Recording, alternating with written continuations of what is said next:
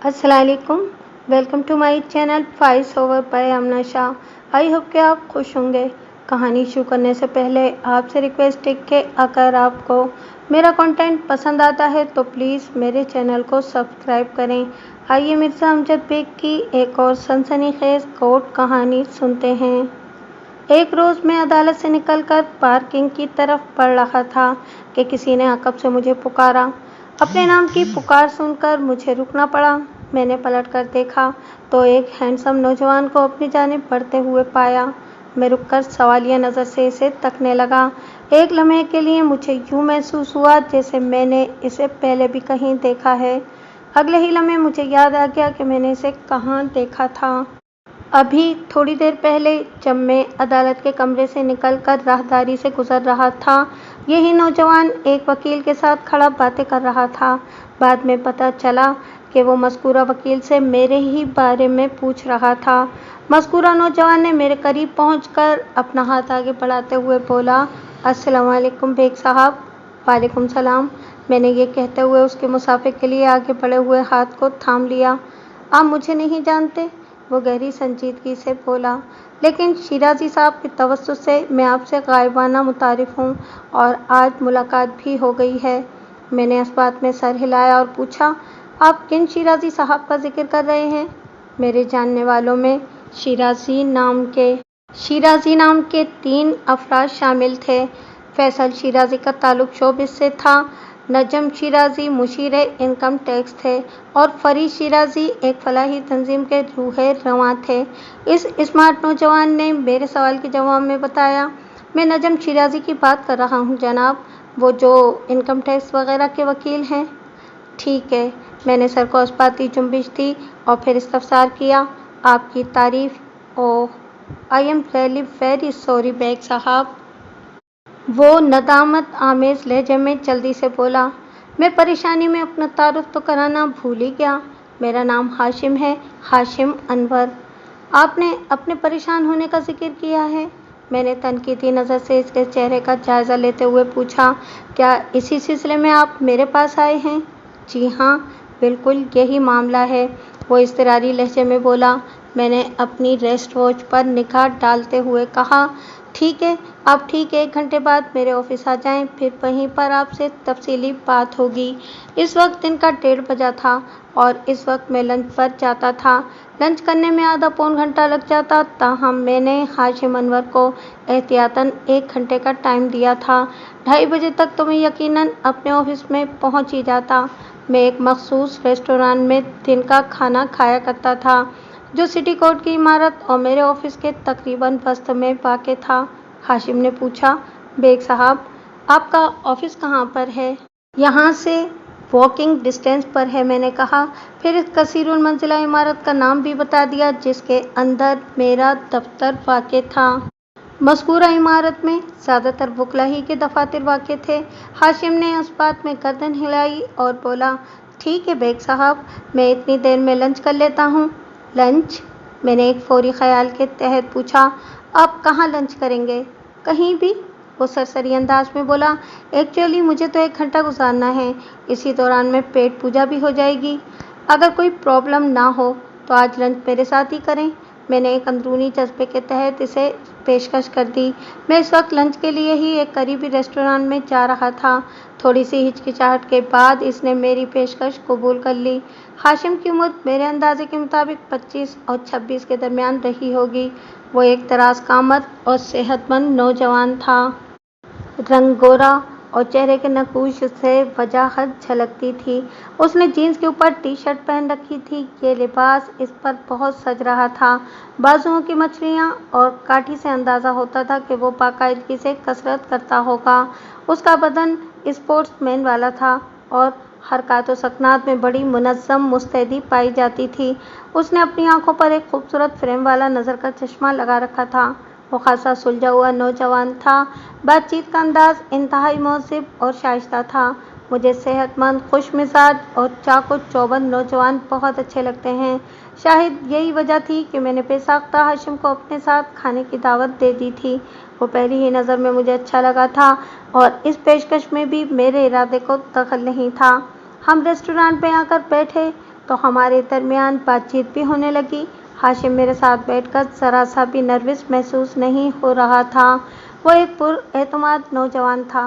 ताहम जो परेशानी से खींचकर मेरे पास लाई थी, उसके आसार हाशिम की आंखों और चेहरे पर देखे जा सकते थे। इसने ऑर्डर वगैरह का मामला मुझ पर छोड़ दिया था। मैंने थोड़े गौर व होश के बाद 2 ऐसी डिशेस ऑर्डर कर दी जो हम दोनों बआसानी खा सकते थे। ऑर्डर प्लेस होने में थोड़ी देर बाकी थी, लिहाजा मैंने इस मोहलत से फ़ायदा उठाने का फ़ैसला कर लिया और अपने सामने बैठे हाशिम से पूछा, हाशिम साहब, मैं पिछले 15 मिनट से आपके साथ हूँ, लेकिन मैंने देखा है कि आप खासे इत्मीनान के साथ मुझे कंपनी दे रहे हैं। जैसे मैंने अंदाज़ा लगाया है कि आपके साथ कोई संगीन नौइयत का मामला नहीं है। क्या मैं सही कह रहा हूँ? वाज़ेह रहे कि इस दौरान में हमारा ऑर्डर प्लेस कर दिया गया था और हमने खाना शुरू कर दिया था। इसने मेरे इस्तफसार के जवाब में कहा, आप किसी हद तक दुरुस्त कह रहे हैं। किस हद तक? क्या मतलब? मैंने चौंक कर उसकी तरफ देखा। मतलब ये कि वो वजाहत करते हुए बोला, ये तो ठीक है कि मैं मुतमईन नज़र आता हूँ। मेरे चेहरे से वो परेशानी और घबराहट ज़ाहिर नहीं हो रही जितना कि मामला संगीन है, और इस तज़ाद का भी एक सबब है बेग साहब। वो चंद लम्हात के लिए रुका और निवाला मुँह में रखते हुए बोला, दरअसल मेरे साथ एज सच कोई प्रॉब्लम नहीं है। फिर? मैंने हैरत भरी नज़र से उसकी तरफ देखा। मैं अपने एक दोस्त की प्रॉब्लम लेकर आपके पास आया हूँ, उसने बताया। मेरा दोस्त आतिफ एक बहुत बड़ी मुसीबत में फंस गया है। ओह! मैं एक गहरी सांस लेकर रह गया। मैं अब तक यही समझ रहा था कि हाशिम अपने किसी मसले के लिए मुझसे मिलने आया था। ये तो कोई दूसरा ही मामला निकल आया था। असल में हमारे दरमियान गुफ्तगू की नौइयत कुछ ऐसी रही थी कि मैं अंदाज़ा नहीं कर पाया था कि मसला इसका है या किसी और का। आपका दोस्त आतिफ किस किस्म की मुसीबत का शिकार हो गया है? मैंने तशवीश भरे अंदाज में पूछा। पुलिस ने आतिफ को कत्ल के इल्ज़ाम में गिरफ्तार कर लिया है, उसने बताया। आतिफ ने किसको कत्ल कर दिया है? मैंने पूछा। मेरा मतलब है कि इस पर किसके कत्ल का इल्ज़ाम है? इसकी बीवी हुमा के कत्ल का इल्ज़ाम। ओह! मैं एक गहरी सांस लेकर रह गया। मैं जानता हूँ आतिफ ऐसा इंसान नहीं है, वो गहरी संजीदगी से बोला। हुमा के कत्ल में उसका हाथ नहीं है। इसे किसी सोची समझी साजिश के तहत इस मुसीबत में फंसाया गया है। तो आपके ख्याल में आपका आतिफ बेगुनाह है? जी हाँ, मुझे उसकी बेगुनाही का 100% यकीन है, वो जल्दी से बोला। इस यकीन का कोई ठोस सबूत भी है आपके पास? नहीं जनाब, ये मेरे दिल की गवाही है। अदालत दिल की गवाही और इस किस्म के जज्बाती मामलात को कोई अहमियत नहीं देती हाशिम साहब, मैंने इस पर वाज़ेह करते हुए कहा। वहाँ पर हमें अपनी बात को साबित करने के लिए वाक़याती शहादतें और गवाहों को पेश करना पड़ता है, जब जाकर कहीं बात बनती है। जनाब, अदालती मामलात का तो आप ही को ज़्यादा पता होगा, वो सादा से लहजे में बोला। मैं आतिफ को पिछले 15 साल से जानता हूँ, जब वो हमारे अपार्टमेंट बिल्डिंग के करीब ही एक बस्ती में रहता था। मेरा तजुर्बा बताता है कि वो ऐसा नहीं है जैसा इसे इस केस में जाहिर किया जा रहा है। वो हुमा को कोई मामूली से तकलीफ भी पहुँचाने के बारे में नहीं सोच सकता, चाहे जाए कि कत्ल। आपने बताया कि मुल्ज़िम आतिफ पहले आपके घर के नज़दीक ही किसी बस्ती में रहता था। मैंने खाने को इख्तिताम की तरफ लाते हुए कहा। क्या अब वो कहीं और शिफ्ट हो चुका है? जी हाँ, वो शादी के बाद सोल्जर बाज़ार के इलाके में मुंतकिल हो गया था। आपके दोस्त की शादी को कितना अरसा हुआ है? लगभग 1 साल। हुमा के कत्ल वाला वाक़या कहाँ पेश आया है? मैंने पूछा। उनके फ्लैट पर, हाशिम ने जवाब दिया। सोल्जर बाज़ार वाले फ्लैट पर। ओह! मैंने एक बोझल सांस खारिज की और खाने से हाथ खींच लिया, फिर पूछा, ये कब का वाक़या है? 2 दिन पहले का है। 2 दिन? मैंने ज़बानी हिसाब लगाते हुए कहा। आज 19 अगस्त है, इसका मतलब ये हुआ कि हुमा को 17 अगस्त को कत्ल किया गया है। जी, आप बिल्कुल ठीक कह रहे हैं। और इसका एक मतलब ये भी है कि, मैंने सोच में डूबे हुए लहजे में कहा, कि इस वक्त आपका दोस्त आतिफ अदालती रिमांड पर पुलिस की कस्टडी में होगा। जी हाँ, اس نے ایک مرتبہ پھر اس بات میں گردن ہلائی اور بتانے لگا، 17 اگست کی دوپہر میں یہ واقعہ پیش آیا تھا اور اسی روز پولیس نے اسے گرفتار بھی کر لیا تھا۔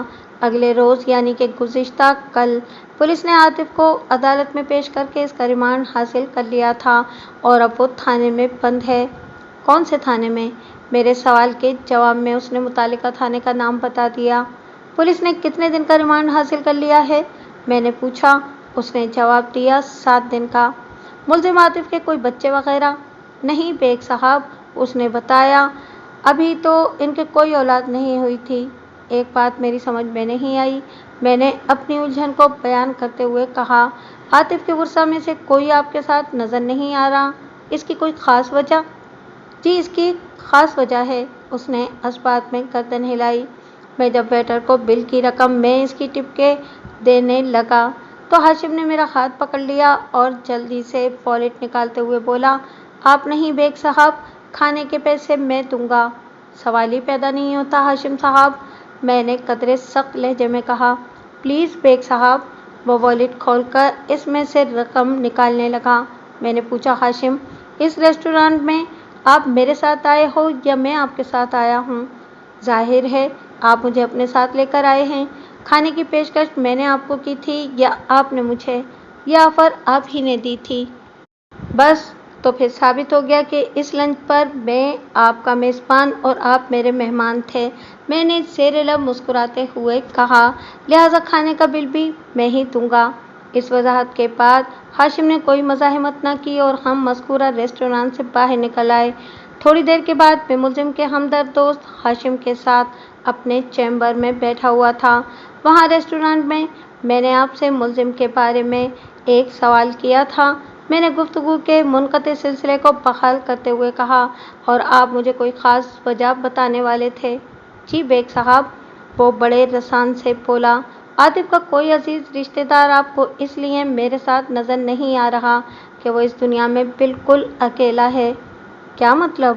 میں چونک اٹھا۔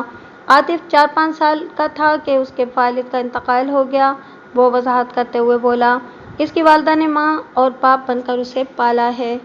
جب وہ جوان ہوا تو اس کی والدہ بھی چل بسیں، وہ کسی دماغی مرض میں مبتلا ہو گئی تھیں۔ 1-1.5 سال زیر علاج رہنے کے بعد اسپتال ہی میں ان کا انتقال ہو گیا تھا۔ اب اس بات کو بھی کم و بیش 5 سال کا عرصہ گزر چکا ہے۔ وہ سانس ہموار کرنے کے لیے رکا اور پھر بولا، دور کا کوئی عزیز رشتہ دار اس دنیا میں موجود ہو تو میں کہہ نہیں سکتا، عاطف کی زبانی کبھی میں نے ایسا کوئی ذکر سنا نہیں۔ میں نے ایک شفاف حقیقت کی جانب توجہ دلاتے ہوئے ہاشم سے کہا، آپ کا دوست قتل کے ایک مقدمے میں بطور ملزم نامزد ہو چکا ہے۔ آپ کو کچھ اندازہ بھی ہے کہ اس کیس کی عدالتی کارروائی کے دوران میں کتنے اخراجات ہو سکتے ہیں؟ میں کسی اماؤنٹ کا درست اندازہ تو قائم نہیں کر سکتا بیگ صاحب، ہاشم نے کندھے اچکاتے ہوئے جواب دیا، لیکن مجھے یہ ضرور پتہ ہے کہ آپ کی فیس کے علاوہ دیگر عدالتی اخراجات بھی ہوں گے، اور یہ تمام تر اخراجات کون برداشت کرے گا؟ میں نے اس کی آنکھوں میں دیکھتے ہوئے گہری سنجیدگی سے کہا، بقول آپ کے ملزم کے آگے پیچھے تو کوئی ہے نہیں، کہیں آپ کے ذہن میں یہ تو نہیں ہے کہ اس سلسلے میں ملزم کی سسرال والے اس کی مالی اور اخلاقی مدد کریں گے؟ نہیں جناب، اس کا تو کوئی سوال ہی پیدا نہیں ہوتا، وہ نفی میں گردن ہلاتے ہوئے بولا۔ وہ لوگ تو اس کیس میں مخالف پارٹی ہیں، ہما کی ماں کا جھکاؤ اس تقاضا کی جانب ہے اور وہ بھی عاطف ہی کو ہما کا قاتل سمجھتی ہیں۔ تو پھر؟ جناب بیگ صاحب، آپ اپنی فیس اور دیگر عدالتی اخراجات کی بالکل فکر نہ کریں، وہ بڑے اعتماد سے بولا۔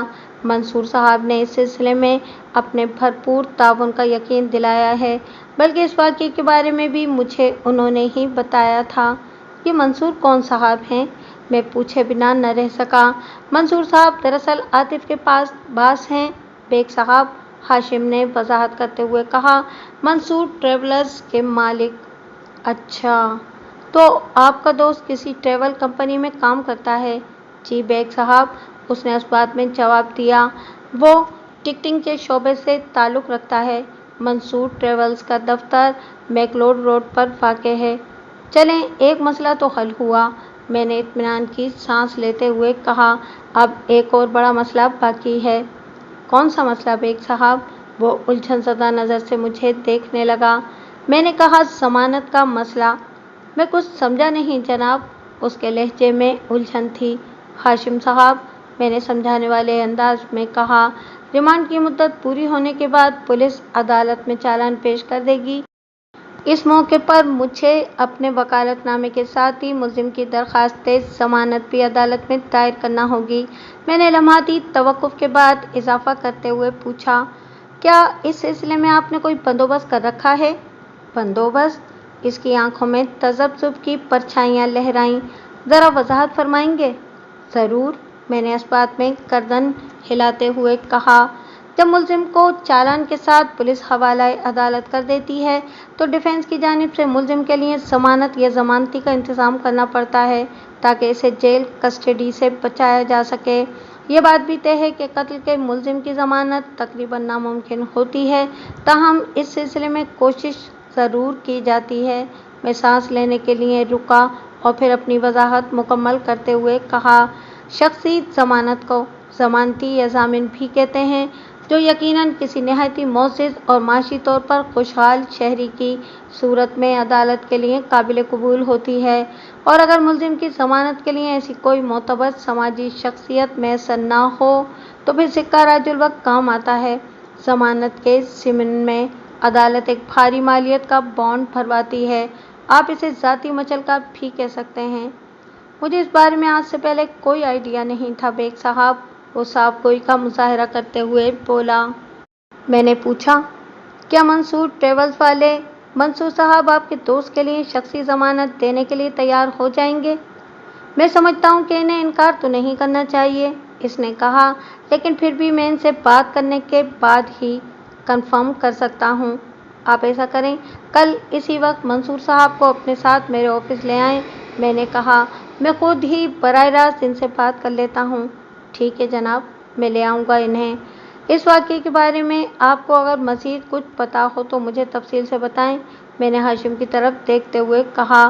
بیگ صاحب، مجھے تو کل رات ہی اس واقعے کی اطلاع ملی تھی، اس نے بتایا، اور وہ بھی منصور صاحب کے فون کے ذریعے۔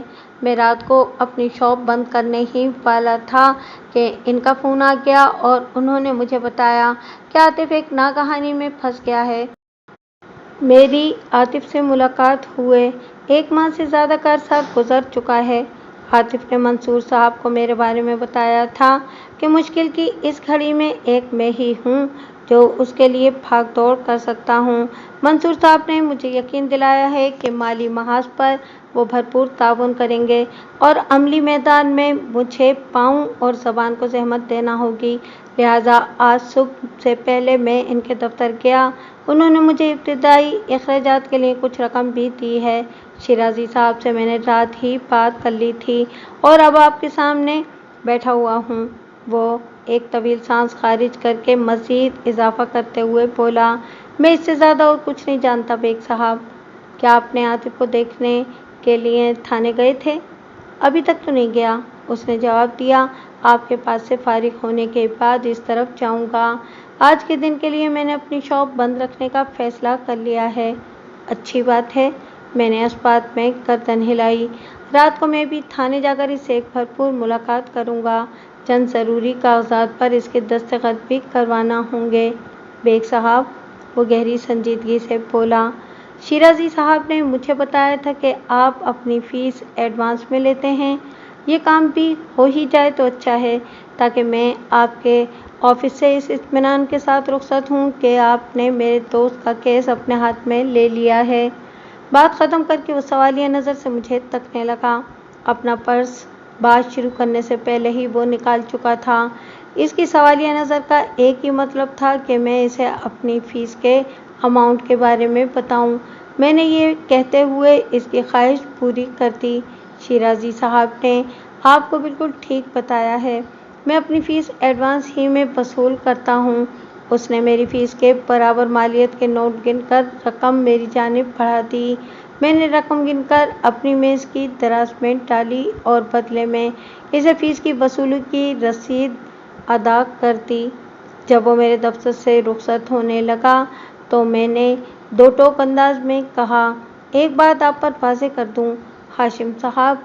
وہ رک کر ٹھٹکی ہوئی نظر سے مجھے دیکھنے لگا۔ میں نے کہا، میں نے اپنی فیس کھری کر کے یہ کیس تو ہاتھ میں لے لیا ہے، لیکن ملزم سے ملاقات کے بعد یا کیس کی اسٹڈی کے دوران میں اگر کسی مرحلے پر مجھے یہ احساس ہوا کہ آپ کا دوست کسی بھی زاویے سے اپنی بیوی کے قتل میں ملوث ہے تو اسی لمحے میں یہ کیس چھوڑ دوں گا، پھر آپ مجھ سے کوئی شکایت نہیں کیجیے گا۔ آپ اس عمل میں حق بجانب ہوں گے بیگ صاحب، اس نے بھی بڑے واضح انداز میں کہا۔ لیکن مجھے یقین ہے کہ ایسی کوئی بھی صورتحال نہیں سامنے آئے گی۔ اللہ کرے ایسا ہی ہو۔ میں نے مثبت طرز فکر کا اظہار کیا۔ اس نے میرا شکریہ ادا کیا، بڑی گرمجوشی کے ساتھ مجھ سے مصافحت کیا، پھر آئندہ روز آنے کا وعدہ کر کے رخصت ہو گیا۔ میں نے اسی رات دفتری مصروفیات سے نمٹنے کے بعد اپنی گاڑی کو متعلقہ تھانے پہنچا کر ملزم عاطف سے ایک بھرپور ملاقات کر لی۔ اور مجھے جن قانونی کاغذات پر اس کے دستخط کی ضرورت تھی وہ بھی کروا لیے۔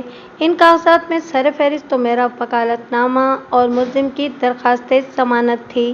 اس بات کا پہلے بھی درجنوں بار کبھی مختصر اور کبھی تفصیلاً احوال بیان کیا جا چکا ہے کہ عدالتی ریمانڈ پر پولیس کی کسٹڈی میں ملزم سے ملاقات ناممکن نہیں تو مشکل ضرور ثابت ہوتی ہے۔ بہرحال کبھی قائد عوام بانی پاکستان اور کبھی دھونس دھمکی کی جھلک دکھا کر یہ کام بھی کر ہی لیا جاتا ہے۔ سو اس رات بھی میں نے کسی نہ کسی طرح ملزم عاطف سے ایک تسلی بخش ملاقات کر لی تھی۔ کہانی کے واقعات کو آگے بڑھانے اور اس کیس کو عدالت میں لے جانے سے پہلے میں آپ کو وقوعہ کے پس منظر سے آگاہ کر دینا ضروری سمجھتا ہوں تاکہ عدالتی کارروائی کے دوران میں کسی مرحلے پر آپ کا ذہن الجھن کا شکار نہ ہو۔ ان میں سے بیشتر باتیں تو مجھے ملزم، جو کہ اب میرے موکل کی حیثیت اختیار کر چکا تھا، اس کی زبانی پتہ چلی تھیں، اور کچھ اہم باتیں میں نے اپنی ریسرچ اور ہاشم انور کے تعاون سے بعد میں معلوم کر لی تھیں۔ میں کسی تفصیل میں جائے بغیر سوائے چند اہم باتوں کے اس کا تمام خلاصہ آپ کی خدمت میں پیش کرتا ہوں۔ ملزم عاطف اس دنیا میں اکیلا تھا۔ جیسا کہ اس سے پہلے میں نے آپ کو بتایا کہ والد کے انتقال کے بعد عاطف کی والدہ نے اسے بڑی محبت اور توجہ سے پالا تھا۔ اس کی والدہ ایک معروف فارماسیوٹیکل کمپنی میں کسی نچلی پوسٹ پر کام کرتی تھیں۔ عمر کے آخری حصے میں وہ کسی ذہنی مرض میں مبتلا ہو گئی تھیں اور پھر اسپتال ہی میں ان کا انتقال ہو گیا تھا۔ ہاشم نے اپنی اپارٹمنٹس بلڈنگ کے نزدیک جس بستی کے بارے میں بتایا تھا، وہاں عاطف کا ذاتی ایک چھوٹا سا مکان تھا۔ اس کا والد بس یہی ایک مکان ترکے میں چھوڑ کر گیا تھا۔ پھر جب اس کی والدہ بھی چل بسیں تو وہ اس دنیا میں تنہا رہ گیا۔ والدہ کی محنت سے اس نے انٹرمیڈیٹ تک تعلیم حاصل کر لی تھی۔ جب گھر کا واحد ذریعہ آمدنی بھی زمین اوڑھ کر سو گیا تو عاطف روزگار کے سلسلے میں سرگرم عمل ہو گیا۔ اس کی والدہ بڑی دانشمند خاتون تھیں۔ گاہے بگاہے جو بھی بچت ہو جاتی وہ اس کے سرٹیفکیٹ خرید لیا کرتی تھیں۔ چنانچہ جب وہ اس دنیا سے اٹھیں تو کم و بیش 2 لاکھ روپے کے سیونگ سرٹیفکیٹس اس کے گھر میں رکھے تھے، جن کے حوالے سے اس نے اپنی موت کے بعد عاطف ہی کو ان کا مالک نامزد مقرر کر رکھا تھا۔ عاطف نے وہ سرٹیفکیٹس اپنے نام پر تو ٹرانسفر کروا لیے تھے، تاہم انہیں کیش کرانے کی حماقت نہیں کی۔ رقم ہاتھ میں آ جائے تو خرچ کرنے کی ہزاروں جگہیں نکل آتی ہیں۔ وہ مذکورہ رقم کو سیونگ سرٹیفکیٹس کی صورت میں محفوظ رکھ کر ملازمت کی تلاش میں نکل کھڑا ہوا۔ انسان اگر خلوص نیت سے کسی کام کی کوشش کرے تو جلد یا بدیر اسے اپنے مقصد میں کامیابی ضرور حاصل ہوتی ہے۔ عاطف کی بھی یہ صحیح رائے گاہ نہیں گئی اور مختلف دفتروں کے دھکے کھانے کے بعد بالآخر 1 ماہ کے خاتمے پر اسے منصور ٹریولز میں جاب مل گئی تھی۔ یہ اس کی پہلی نوکری تھی اور اپنی گرفتاری تک وہ بڑی ثابت قدمی سے اسی ملازمت پر جمع ہوا تھا۔ کسی بھی ادارے میں کام کرنے کے لیے باہمی موافقت بہت ضروری ہوتی ہے۔ عاطف اور منصور کے درمیان ابتدا ہی میں میوچل انڈرسٹینڈنگ پیدا ہو گئی تھی۔ عاطف ایک محنتی اور ایماندار شخص تھا اور منصور ایک مہذب اور قدرداں انسان، لہٰذا آج تک کسی نے کسی کو چھوڑنے کے بارے میں سوچا بھی نہیں تھا، حتیٰ کہ جب عاطف کی شادی کا معاملہ سامنے آیا تو اس مرحلے پر بھی منصور صاحب نے بڑا اہم کردار ادا کیا تھا۔ ہما کا باپ خاور حمید عاطف کا گھر دیکھ کر فوراً بدک گیا تھا۔ اس نے دو ٹوک اور واضح الفاظ میں کہہ دیا تھا، ٹھیک ہے، میں ہما کی ضد کی وجہ سے اس شادی کے لیے تیار تو ہو گیا ہوں، لیکن میری بچی بیاہ کر اس جھگی میں نہیں جائے گی۔ چند ماہ پہلے تک خاور حمید زندہ تھا، لیکن اب پیوند خاک ہو چکا تھا۔ وہ ایک آسودہ حال بزنس مین تھا، لہٰذا عاطف کے گھر کے حوالے سے اس کا اعتراض بڑا جائز نظر آتا تھا۔ ہما نے ایک بنگلے میں آنکھ کھولی تھی اور ساری زندگی بڑے آرام و آسائش میں گزاری تھی۔ ان کی رہائش گرو مندر کے نزدیک ایک پوش علاقے میں تھی۔ خاور حمید کلیئرنگ اینڈ فارورڈنگ کا کام کرتا تھا۔ اس کا آفس ٹاور کے نزدیک واقع تھا، II چندری گڑھ روڈ پر۔ خاور حمید اور منصور چونکہ ایک ہی علاقے میں بزنس کرتے تھے اور کبھی کبھار ایک دوسرے سے واسطہ بھی پڑ ہی جاتا تھا، لہٰذا وہ ایک دوسرے کو اچھی طرح جانتے تھے۔ ہما اور عاطف کے سوشل اسٹیٹس میں زمین آسمان کا فرق تھا، لیکن محبت کی کشش انہیں اتنا قریب لے آئی تھی کہ وہ ایک دوسرے کے بغیر زندگی کا تصور بھی نہیں کر سکتے تھے۔ میں اس تفصیل میں نہیں جاؤں گا اور ان کے بیچ محبت کا یہ رشتہ کس طرح استوار ہوا تھا، آپ صرف یہ جان لیں کہ ہما اپنے والدین کی اکلوتی اولاد تھی اور خصوصاً خاور حمید کی بے حد لاڈلی۔ اپنے والدین کی اکلوتی اولاد ہونے کی وجہ سے ہما کی تمام تر ضدوں اور منمانیوں کے لیے اس کی ماں رئیسہ بیگم خاور حمید ہی کو ذمہ دار ٹھہراتی تھی۔ اس کے خیال میں خاور حمید کے حد سے بڑھے ہوئے لاڈ پیار اور آزادی نے ہما کو خود سر اور سرکش بنا دیا تھا۔ جب عاطف کے حوالے سے گھر میں ہما کی شادی کی بات چلی تو سب سے زیادہ مخالفت رئیسہ بیگم ہی نے کی تھی۔ میں کسی قیمت پر یہ شادی نہیں ہونے دوں گی، اس نے اپنا فیصلہ سنا دیا تھا۔ خاور حمید کو ہما نے اس شادی کے لیے آمادہ کر لیا تھا۔ وہ اپنے باپ کی پدرانہ کمزوریوں سے اچھی طرح سے واقف تھی، لہٰذا کسی بھی معاملے میں خاور کی رائے کو ہموار کرنے میں اسے دقت پیش نہیں آتی تھی۔ پھر یہ بھی تھا کہ خاور حمید ایک زندہ دل انسان تھا، اپنی اکلوتی بیٹی سے بے پناہ محبت کرنے والا۔ وہ جیو اور جینے دو کا حامی تھا، لہٰذا جب ہما نے بڑے باشگاف الفاظ میں اسے اپنی محبت سے نہ صرف یہ کہ آگاہ کیا بلکہ یہاں تک بھی کہہ دیا کہ اگر عاطف اسے نہ ملا تو وہ اپنی جان دے دے گی، تو باپ کا دل پگھل گیا، اور وہ دل جس میں بیٹی کی محبت بدجائے عدم موجود تھی، بلکہ وہ دل ہما کی محبت کی آنچ ہی سے زندہ تھا۔ خاور حمید نے بیوی کا اعلان سماعت کیا تو پوچھا، کیوں بھائی، آپ اس شادی کو رکوانے کا بیڑا کیوں اٹھا رہی ہیں؟ میں ماں ہوں، وہ شوہر کی آنکھوں میں آنکھیں ڈالتے ہوئے بولی۔ ہما کا اچھا برا جانتی ہوں، کچھ سوچ کر ہی تو میں نے یہ فیصلہ کیا ہے۔ وہی تو پوچھ رہا ہوں، خاور حمید نے کہا۔ آخر تم نے سوچ کیا رکھا ہے؟ یہ لڑکا مجھے ٹھیک نہیں لگ رہا، وہ گول مول انداز میں بولی۔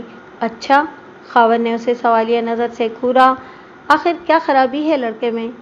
کوئی ایک خرابی ہو تو بتاؤں بھی۔ اس کا انداز بھی اس بات ٹالنے والا تھا۔ اگر ایک سے زیادہ خرابیاں ہیں اس نوجوان میں، تو خاور نے تفریح لینے والے انداز میں کہا، تو پھر کوئی سی بھی 10 خرابیاں بیان کر دو۔ تمہیں تو مذاق کی سوجھ رہی ہے اور میں پریشان ہوں ہما کے لیے۔ ہما کو کیا ہو رہا ہے بھائی؟ اس نے نادانی میں جو فیصلہ کیا ہے اور تم بھی اس معاملے میں اس کی مدد کر رہے ہو۔ یاد رکھو خاور، اس کا انداز تنبیہی ہو گیا، یہ ناسمجھ بہت نقصان اٹھائے گی اور تم بھی بیٹھ کر رو گے اس کے کیے پر۔ یہ سب تو بعد کی باتیں ہیں رئیسہ، خاور نے گہری سانس لیتے ہوئے کہا۔ اب تو جو فیصلہ ہو گیا سو ہو گیا، کچھ بھی ہو ہما کی خوشی کی خاطر یہ قدم تو اٹھانا ہی پڑے گا۔ میں نے سنا ہے اس لڑکے کا تو کوئی آگے پیچھے بھی نہیں ہے۔ تم نے ٹھیک ہی سنا ہے۔ پھر یہ کہ میں رشتہ داروں کو کیا منہ دکھاؤں گی؟ وہ ہاتھ نچا کر بولی۔ کوئی پوچھے گا کہ لڑکا کون ہے، اس کے ماں باپ کون ہیں، خاندان کون سا ہے؟ तो क्या جواب دوں گی میں انہیں؟ وہی جواب جو برسوں پہلے تمہارے والدین نے اپنے خاندان والوں کو دیا تھا۔ خاوند نے معنی خیز نظروں سے رئیسہ کی جانب دیکھا۔ خاوند کی بات اس کی سمجھ میں ٹھیک طرح سے بیٹھ نہ سکی تو وہ الجھن زدہ نظروں سے اسے دیکھتے ہوئے بولی، تم کہنا کیا چاہ رہے ہو؟ بھائی، برسوں پہلے میں پاکستان کے ایک دور دراز علاقے سے کراچی آیا تھا روزگار کے سلسلے میں۔ خاوند پرسوچ انداز میں وضاحت کرتے ہوئے بولا، میرا بھی کوئی قریبی عزیز رشتہ دار نہیں تھا۔ دور کے رشتہ داروں کو میں بہت دور چھوڑ آیا تھا۔ گویا اس وقت میرا بھی کوئی آگے پیچھے نہیں تھا، جیسا کہ آج عاطف کے ساتھ ہے۔ ہماری بھی تو شادی ہو ہی گئی تھی نا؟ وہ لمحے بھر کے لیے تھما، ایک ہموار سانس لی اور پھر اپنی بات کو مکمل کرتے ہوئے بولا، نہ صرف ہماری شادی ہو گئی تھی بلکہ میں نے دن رات سر توڑ محنت کی اور اپنا نام بنا لیا۔ آج میرے پاس سب کچھ ہے، عزت، دولت، شہرت، بزنس۔ جب میری شادی ہوئی اس وقت تو میں عاطف سے بھی گیا گزرا تھا۔ مجھے امید ہے کہ آگے چل کر عاطف بھی بہت ترقی کرے گا۔ تمہاری قسمت سے میں بن گیا تھا اور ہما کی قسمت سے عاطف بھی انشاءاللہ ضرور کچھ بن کر دکھائے گا۔ یہ کوئی فارمولہ تو نہیں ہے؟ رئیسہ بیگم برا سا منہ بناتے ہوئے بولی، میں تو یہ جانتی ہوں کہ ہماری ہما کے لیے خاندان ہی میں ایک سے بڑھ کر ایک رشتہ موجود ہے، پھر اپنوں کو چھوڑ کر باہر جھانکنے کی کیا ضرورت ہے؟ یہ باہر جھانکنے والا معاملہ نہ تو تم نے کیا ہے اور نہ ہی اس میں میرا کوئی ہاتھ ہے۔ خاوند نے بڑے واضح انداز میں کہا، یہ ہما کا ذاتی فیصلہ ہے، اس نے کچھ سوچ سمجھ کر ہی عاطف کا انتخاب کیا ہے۔ لڑکیوں کو اتنی زیادہ آزادی بھی نہیں دینا چاہیے کہ وہ والدین کی خواہشات کو پھلانگ کر اپنی مرضی کے فیصلے کرنے لگیں۔ رئیسہ کے معنی خیز جملے نے خاوند کو یہ سوال کرنے پر مجبور کر دیا، رئیسہ، تم اپنے خاندان کا اور رشتوں کا کچھ زیادہ ہی ذکر کر رہی ہو۔ ذرا یہ تو بتاؤ کہ تمہاری نظر میں ہما کے لیے خاندان میں کون سا رشتہ سب سے زیادہ مناسب ہے؟ میری نظر تو چاروں طرف گھوم پھر کر ایک ہی رشتے پر ٹکتی ہے۔ کس پر؟ خاوند سوالیہ نظروں سے بیوی کی طرف دیکھنے لگا۔ نوید پر، نوید صدیقی پر، اس نے جواب دیا۔ میں سمجھتی ہوں کہ نوید ہما کی بہت قدر کرے گا، اسے ایسا فرما بردار شوہر پوری دنیا میں نہیں ملے گا۔ تم بیٹی کے لیے شوہر ڈھونڈ رہی ہو یا شوہر؟ میں سچ کہہ رہی ہوں، نوید صدیقی ہماری ہما کو حد سے زیادہ، خاوند سے بھی زیادہ پسند کرتا ہے۔ وہ نوید صدیقی کی وکالت کرتے ہوئے بولی، نفیسہ آپا نے اشاروں کنایوں میں 2-3 مرتبہ مجھ سے بات بھی کی ہے۔ نوید یقیناً ہما کو پسند کرتا ہوگا، لیکن ہما اس گینڈے کو سخت ناپسند کرتی ہے۔ خاوند نے بات ختم کرنے والے انداز میں کہا، اب ان باتوں کو چھیڑنے کا کوئی فائدہ نہیں، میں نے ہما کی پسند کی تائید کا فیصلہ کر لیا ہے، بس۔ جب خاوند حمید بس کہہ دیا کرتا تھا تو پھر بحث و تکرار کے سارے دروازے بند ہو جایا کرتے تھے۔ رئیسہ کو اس بات کا برسوں سے تجربہ تھا، لہٰذا ان کے بیچ میں گفتگو کا سلسلہ موقوف ہو گیا۔ رئیسہ بیگم نے جس نوید صدیقی کا ذکر کیا تھا وہ رئیسہ کی بڑی بہن نفیسہ کا بیٹا تھا۔ نوید صدیقی ایک سست الوجود گینڈا نما انسان تھا، وہ زبان کا بہت خراب اور غصے کا بھی خاصا تیز تھا۔ ہما اس کی بد مزاجی کے باعث ہی اسے سخت ناپسند کرتی تھی۔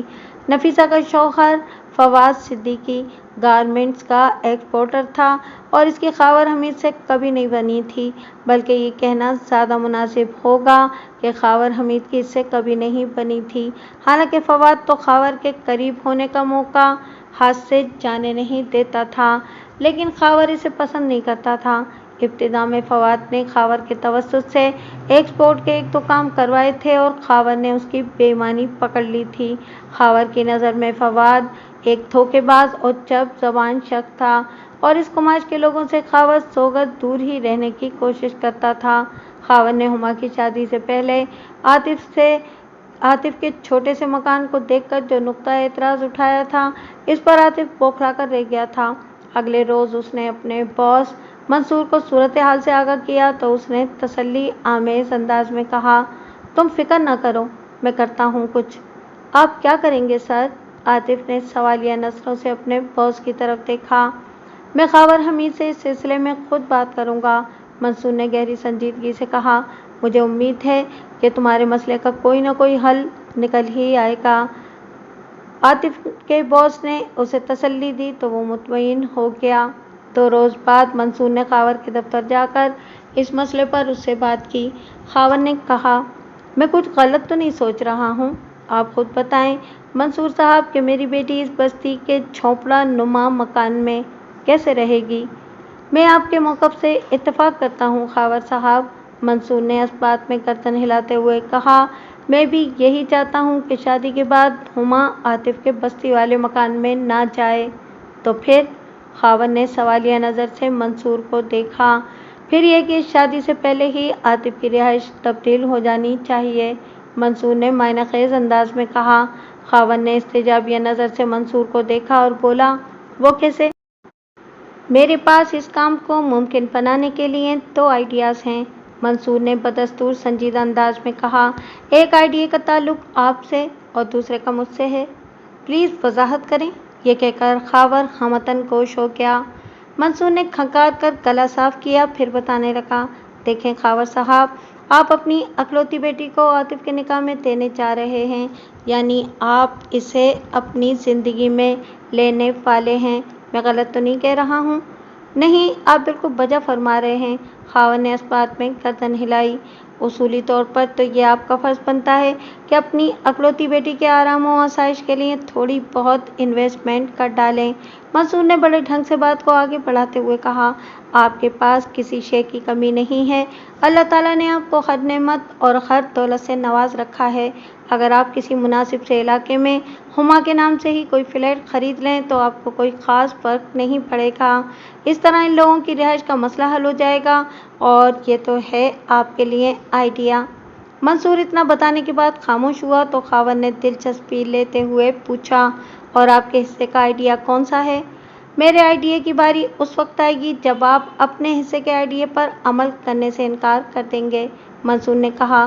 بہرحال وہ بھی بتا ہی دیتا ہوں، ارشاد، خاور نے صوفے پر پہلو بدلتے ہوئے کہا۔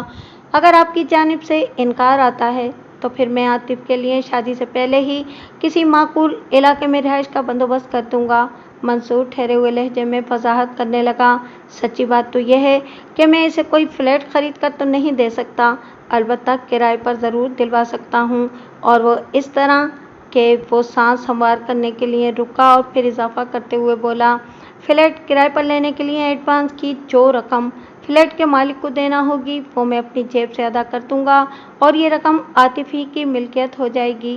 اب جہاں تک فلیٹ کے ماہانہ کرائے کی ادائیگی کا سوال ہے تو میں اس سلسلے میں عاطف سے 2 ٹوک بات کر لوں گا، وہ بستی والے اپنے مکان کو کرائے پر اٹھا دے گا اور وہاں سے ملنے والے کرائے میں مزید رقم ملا کر وہ ہر ماہ فلیٹ کا کرایہ بھرتا رہے گا، اور یہ مزید رقم اس کے لیے کوئی اضافی بوجھ ثابت نہیں ہوگی کیونکہ میں اس کی تنخواہ میں کم و بیش اتنا ہی اضافہ کر دوں گا۔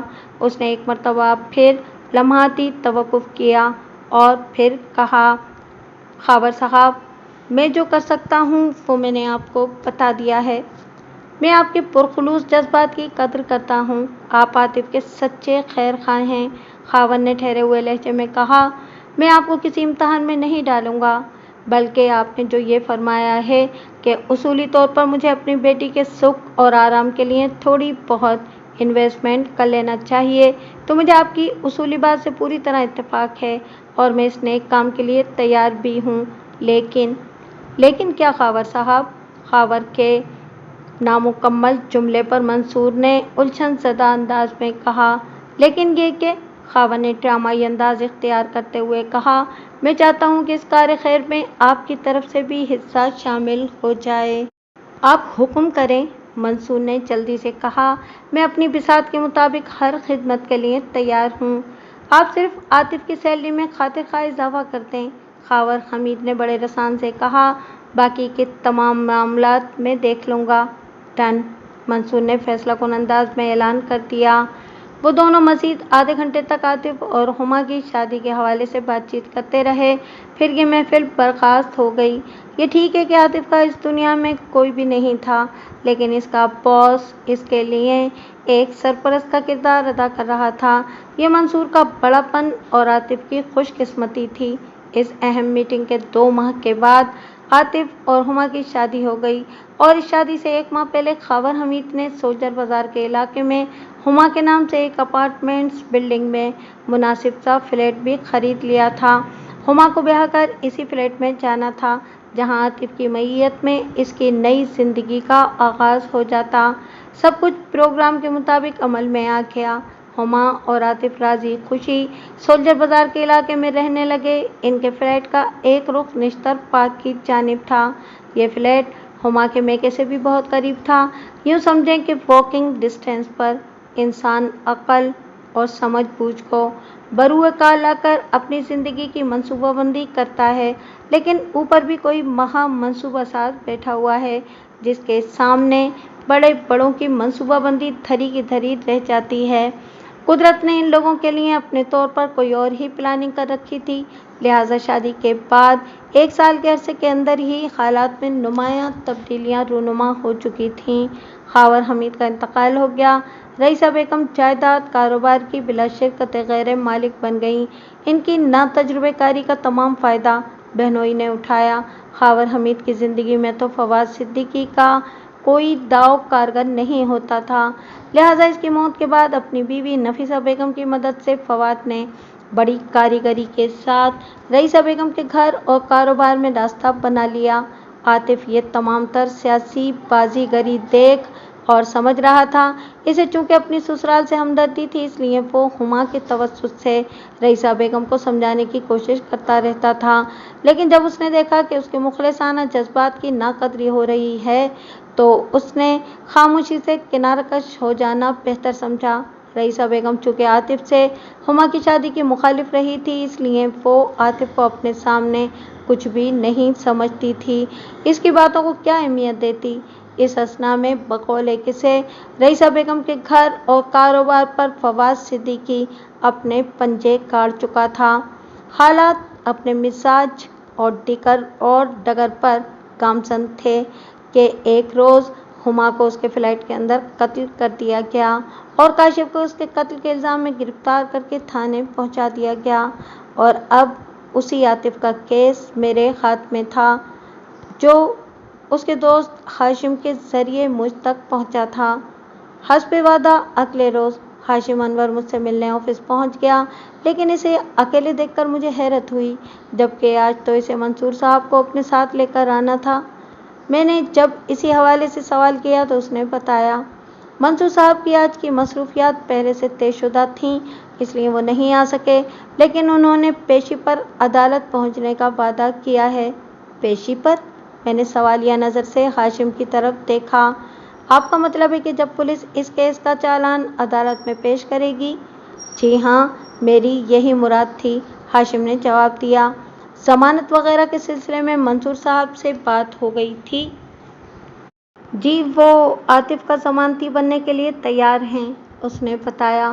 कह रहे थे वकील साहब यानी कि आप जमानत वगैरह के कागजात तैयार करवा लें, जहाँ जहाँ ज़रूरी होगा वो आकर दस्तखत कर देंगे। बस तो फिर ठीक है, मैंने मुतमईन अंदाज में कहा।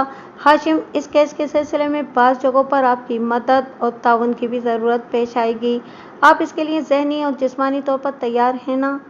आप मुझे इन दोनों मैदानों में मुस्तैद पाएंगे, वो फ़ख्रिया लहजे में बोला। मुझे आपसे यही उम्मीद थी। मैंने तौसीफ़ी नज़र से उसकी तरफ देखा और उसे चंद इब्तिदाई नौइयत की हिदायत दे दी। ये काम तो चालान पेश होने से पहले ही मैं कर दूंगा बेग साहब, वो बड़े एतमाद से बोला। और कोई हुक्म? जब ज़रूरत होगी तो कोई हुक्म नहीं, बल्कि आपको ज़हमत दूंगा, मैंने ज़ेरे लब मुस्कुराते हुए कहा।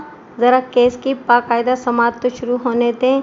इसके बाद वो मुझसे मुसाफा करके रुखसत हो गया। रिमांड की मुद्दत पूरी होने के बाद पुलिस ने इस मुकदमे का चालान अदालत में पेश कर दिया। इसी रोज़ मैंने अपने वकालतनामा और मुलजिम की दरख्वास्त ज़मानत भी दायर कर दी। अब इस केस की समाअत का आगाज़ हो गया था। जज ने मुलजिम को फ़र्द जुर्म पढ़कर सुनाई और मुलजिम ने सेहत जुर्म से साफ इनकार कर दिया।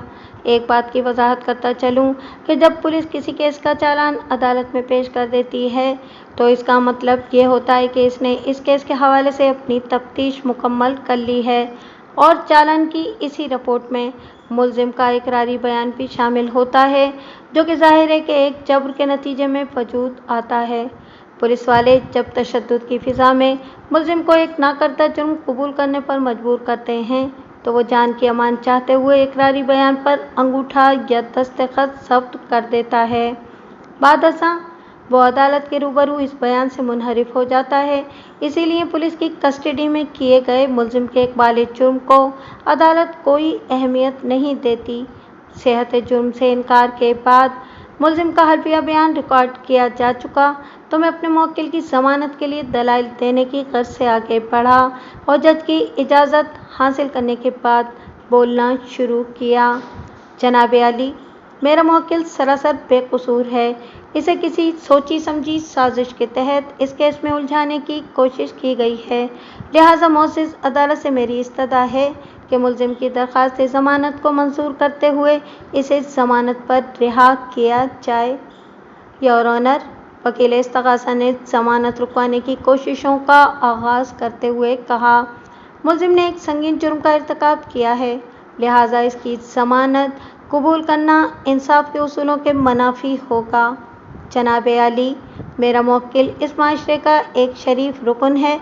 इस केस की वजह से इसकी नेक नामी और शराफत पर बड़े मनफी असरात पड़ रहे हैं। मैंने ठहरे हुए लहजे में कहा, इसी माशरे का एक मोतबर शख्स इसकी ज़मानत देने को तैयार है, लिहाजा मैं नहीं समझता कि मेरे मुवक्किल की ज़मानत पर रिहाई अदालत के लिए कोई मसला खड़ा कर सकती है।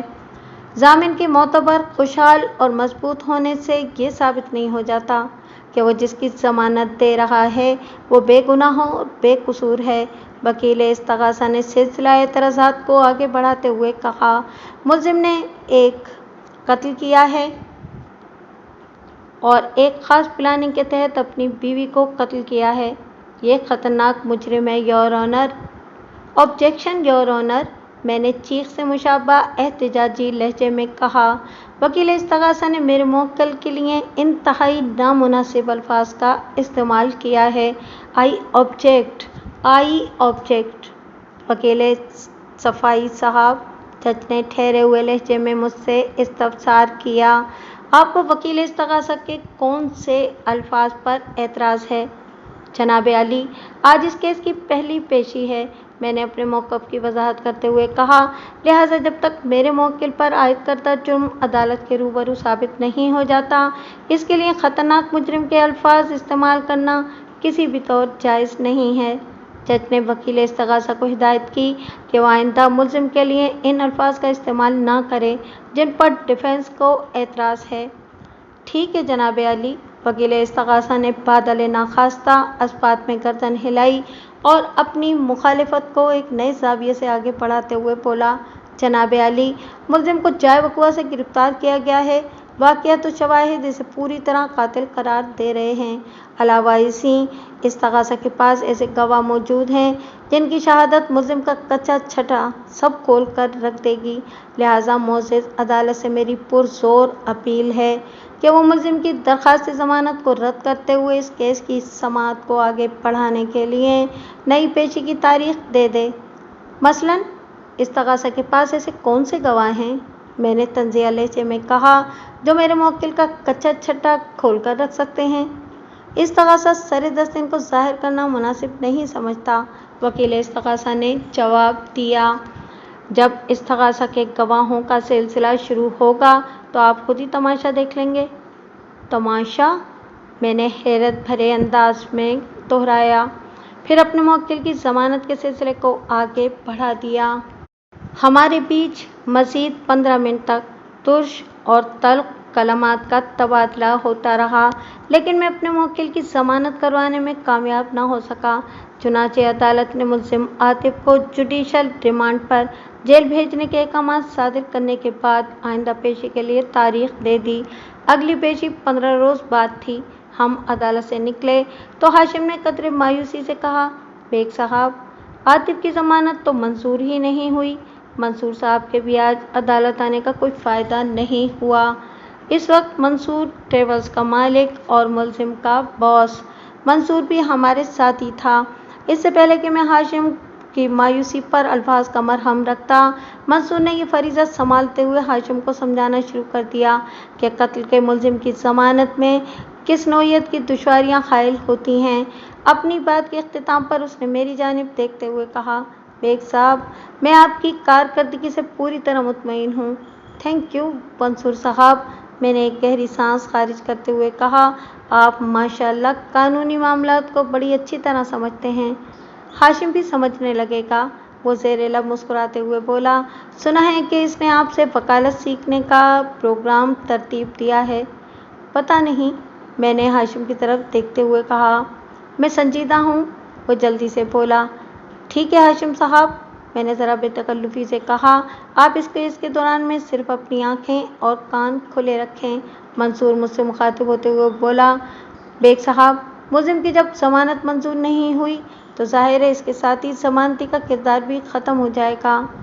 जनाब, इस केस में आपका किरदार महज ज़मानती तक महदूद नहीं था। मैंने इसकी बात मुकम्मल होने से पहले ही कह दिया। आप तो एक तरह से इस केस में आतिफ के सरपरस्त आला हैं।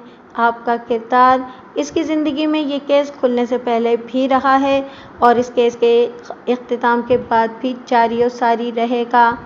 मंसूर नहायत ही ठंडे और धीमे मिजाज का मालिक था। मेरी बात को उसने तवज्जो से सुना और मेरे खामोश होने पर उसने ज़ेरे लब मुस्कुराते हुए कहा, मैंने कब इस किरदार की अदायगी से इनकार किया है जनाब? मैं तो कुछ और ही कहने वाला था। कुछ और क्या? मैंने चौंके हुए अंदाज से इसे देखा। वो वजाहत करते हुए बोला, बात दरअसल ये है कि आइंदा पेशी पर मैं मुल्क में नहीं हूँगा। मुझे 2-3 दिन के लिए किसी ज़रूरी काम से थाईलैंड जाना है, लिहाजा आप ही इस केस को देख लीजिएगा। मेरी ज़मानत वाला मामला तो ख़त्म हो चुका। अलबत्ता वो सांस हमवार करने के लिए थमा और फिर मुतज़ब्ज़ब अंदाज में बोला, अलबत्ता अगर आपको इस केस के सिलसिले में मेरी किसी माली ताउन की ज़रूरत पेश आ जाए तो आप मेरे साहबजादे शहजाद से रब्ता कर सकते हैं। मेरी गैर मौजूदगी में शहजाद ही बिज़नेस को संभालता है और मैंने इसे शहजाद के हवाले से तमाम तर सूरत हाल से आगाह कर दिया है। थैंक यू मंसूर साहब, हाशिम ने तशक्कुर आमेज़ लहजे में कहा। मंसूर मुझसे हाथ मिलाकर अपनी कार की जानिब बढ़ गया। मेरे और हाशिम के बीच 10 मिनट तक मज़ीद बातचीत होती रही। फिर मैंने इसे कुछ नई हिदायत के साथ रुखसत कर दिया। आगे बढ़ने से पहले पोस्टमार्टम रिपोर्ट का कुछ जिक्र हो जाए। इस रिपोर्ट के मुताबिक मकतूला हुमा की मौत 17 अगस्त की दोपहर 2 और 3 बजे के दरमियान वाक़ हुई थी। इसे 32 बोर के साइलेंसर लगे रिवॉल्वर से फायरिंग करके मौत के घाट उतारा गया था। मज़कूरा आला कत्ल से 2 गोलियां फायर की गई थीं जो बराह रास्त मकतूला के सीने पर लगी थीं और इन्हीं में से एक गोली ने उसके दिल में घुसकर उसकी ज़िंदगी का चिराग गुल कर दिया था। वाक़यात के मुताबिक मकतूला की लाश फ्लैट के ड्राइंग रूम में एक सोफे के ऊपर पड़ी मिली थी।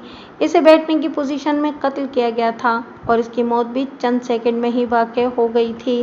ताहम दिल पर गोली खाने और मौत के मुंह में जाने के दरमियान जो कलील मुद्दत हाइल थी, इसी वक्फे में उसकी गर्दन के अलावा उसका बदन भी ज़रा सा एक जानिब झुक गया था, यानी वो नीम दराज वाली हालत में आ गई थी। मेरे लिए इस कत्ल की वारदात का जो पहलू सबसे ज़्यादा दिलचस्पी और तवज्जो का हामिल था वो यही था कि इसे अपने ही घर के ड्राइंग रूम में सोफे पर बैठे बैठे मौत के घाट उतार दिया गया था और इसकी मौत का इल्ज़ाम इसी के शौहर यानी कि मेरे मौक्कल आतिफ पर आयद किया गया था। आइंदा पेशी पर जब अदालत की कार्रवाई का आगाज़ हुआ तो इससे पहले कि इस तगासा की जानिब से किसी गवाह का बयान शुरू होता, मैंने जज से दरख्वास्त की कि मैं इस केस के आईओ से चंद सवालात करना चाहता हूँ। जज ने मेरी दरख्वास्त को मंजूर करते हुए आईओ की तरफ एक ख़ास अंदाज से देखा, जिसका वाज़ेह मतलब ये था कि इसे विटनेस बॉक्स में जाकर खड़ा हो जाना चाहिए। आईओ ने फ़ौरन जज के निगाही अहकामात की तामील की। इस केस का आईओ बशारत भट्टी नामी एक सब इंस्पेक्टर था। आईओ की हैसियत भी इस तगासा के गवाह ऐसी ही होती है और इसे हर पेशी पर अदालत में बनफ्से नफीस हाजिर रहना पड़ता है। अलावा इसी मेरी मालूमात के मुताबिक इस तगासा की तरफ से 6 गवाहों की फहरिस्त अदालत में पेश की गई थी, लेकिन वाज़ेह रहे कि मैं गैर ज़रूरी गवाहों का بیان حذف کر دوں گا۔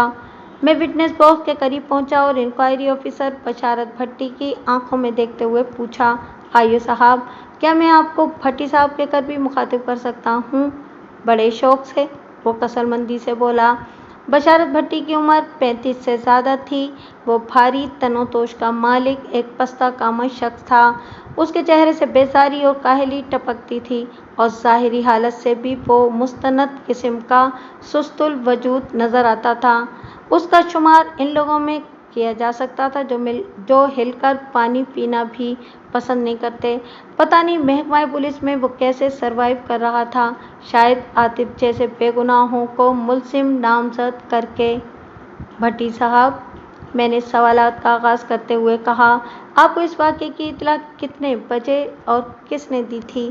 کم و بیش 3 بجے سے پہر، اس نے جواب دیا، اور یہ اطلاع اپنے ہی گھر سے تھانے فون کر کے ملزم نے باقلم خود دی تھی۔ باقلم خود؟ میں نے گہری چوٹ کی۔ یعنی آپ کا مطلب ہے کہ ٹیلی فون کے ذریعے اپنے قلم سے لکھ کر؟ جناب، فون پر تو منہ سے بولا جاتا ہے، وہ الجھن زدہ نظر سے مجھے دیکھتے ہوئے بولا۔ قلم سے تو کاغذ پر لکھا جاتا ہے۔ میں نے تو آپ ہی کے فرمان کو دہرایا ہے بھٹی صاحب۔ میں نے کب کہا ہے کہ؟ اس کی حیرت دو چند ہو گئی۔ ملزم نے قلم سے کاغذ پر لکھ کر ٹیلی فون کے ذریعے اس واقعے کی اطلاع دی تھی۔ اب آپ اپنے الفاظ ہی سے پھر رہے ہیں تو میں کیا کہہ سکتا ہوں؟ میں نے طنزیہ انداز میں اس کی طرف دیکھا۔ یا پھر شاید آپ کو بقلم خود کا مفہوم اور معنی ہی نہیں معلوم۔ وہ یہ تو سمجھ گیا کہ اس سے گرامر کی کوئی غلطی ہو گئی ہے، تاہم اس کے دماغ میں اتنا کرنٹ موجود ہی نہیں تھا کہ وہ اس کی قواعد کی غلطی کو بھی پکڑ پاتا، لہٰذا وہ کھسیانہ سا ہو کر وکیل استغاثہ کی طرف دیکھنے لگا۔ میں نے جرح کے سلسلے کو آگے بڑھاتے ہوئے کہا، گویا ملزم نے ہی آپ کو اس سانحے کی اطلاع دی تھی؟ جی ہاں، اس نے مختصر سے جواب پر اکتفا کیا۔ اور آپ کی نظر میں ملزم ہی اپنی بیوی کا قاتل ہے؟ جی ہاں، بالکل، وہ اس بات میں گردن ہلاتے ہوئے بولا۔ واہ واہ، کیا کمال کی نظر پائی ہے آپ نے، میں نے تمسخرانہ لہجے میں کہا۔ اس نظر کے طفیل جس پر بھی آپ کا کرم ہوتا ہوگا وہ خیر سے اس نظر کرم کی تاب نہ لاتے ہوئے پتہ نہیں بغیر ویزا پاسپورٹ کون کون سے جہان کی سیر کو نکل جاتا ہوگا۔ پتہ نہیں آپ کس قسم کی باتیں کر رہے ہیں وکیل صاحب؟ میں اس قسم کی باتیں کر رہا ہوں، میں نے ایک ایک لفظ پر زور دیتے ہوئے کہا، کہ پوسٹ مارٹم کی رپورٹ کے مطابق مقتولہ ہما کی موت سے پہلے 2 اور 3 بجے کے درمیان واقع ہوئی تھی۔ آپ یہ فرما رہے ہیں کہ ٹھیک 3 بجے ملزم نے اپنے فون سے تھانے میں اس افسوسناک واقعے کی اطلاع دی تھی۔ تو اس میں آپ کو کیا خرابی نظر آتی ہے وکیل صاحب؟ وہ قدرے برہمی کے ساتھ مجھ سے بولا۔ خرابی نہیں، خرابیاں کہیں بھٹی صاحب، میں نے ترکی بترکی جواب دیا۔ آپ اپنی بات کی وضاحت فرمائیں گے؟ وہ تیکھے لہجے میں بولا۔ کیوں نہیں، میں نے معتدل انداز میں کہا۔ پھر پوچھا، آپ کو پتہ ہے پوسٹ مارٹم رپورٹ میں مقتولہ کی موت کا جو وقت درج کیا گیا ہے اس کا مطلب کیا ہے؟ آپ ہی بتا دیں، وہ رکھائی سے بولا۔ لیکچر بازی کا آپ ہی کو زیادہ شوق ہے، مجھے تو اور بھی بہت سی بازیوں کا شوق ہے بھٹی صاحب، میں نے معنی خیز انداز میں کہا، جن میں شطرنج بازی، نیزے بازی اور جیت بازی کو باقی ہر بازی پر فوقیت حاصل ہے۔ یہ جیت بازی کیا ہوتی ہے؟ وہ متذبذب انداز میں مجھے دیکھنے لگا۔ یہ وہ بازی ہے جس کے اختتام پر جیت انسان کا مقدر بنتی ہے۔ وہ برا سا منہ بنا کر رہ گیا۔ میں نے کہا، پوسٹ مارٹم رپورٹ میں مقتولہ کی موت کا وقت 2 بجے بتایا گیا ہے اور نہ ہی 3 بجے، بلکہ 2 اور 3 بجے سے پہر کے الفاظ درج ہیں، جس کا واضح مطلب یہ ہے کہ مقتولہ کی موت 2 اور 3 بجے کے درمیان کسی وقت بھی واقع ہوئی تھی، اور زیادہ امکان اس بات کا ہے کہ اس کا درست وقت سے پہر 2:30 بجے کا ہو۔ میں غلط تو نہیں کہہ رہا بھٹی صاحب؟ آپ کا بیان بالکل درست ہے، وہ تائیدی انداز میں گردن ہلاتے ہوئے بولا۔ پوسٹ مارٹم میں اسی طریقے سے وقت کا مارجن سیٹ کیا جاتا ہے، لیکن آپ اس بحث سے آخر ثابت کیا کرنا چاہتے ہیں؟ یہی کہ، میں نے بڑے رسان سے کہا، میرے موکل نے آپ کی تھیوری اور فلسفی، بلکہ الزام کے مطابق 2:30 بجے سے پہر اپنے بیوی کے سینے میں 2 گولیاں اتار کر اسے موت کی نیند سلا دیا۔ پھر اپنے فلیٹ میں بیٹھا آدھا گھنٹہ انتظار کرتا رہا۔ اس کے بعد اس نے پولیس اسٹیشن فون کر کے اس واقعے کی اطلاع دی اور پھر ایک مرتبہ اپنی بیوی کی لاش کے پاس بیٹھ کر پولیس کی آمد کا انتظار کرنے لگا۔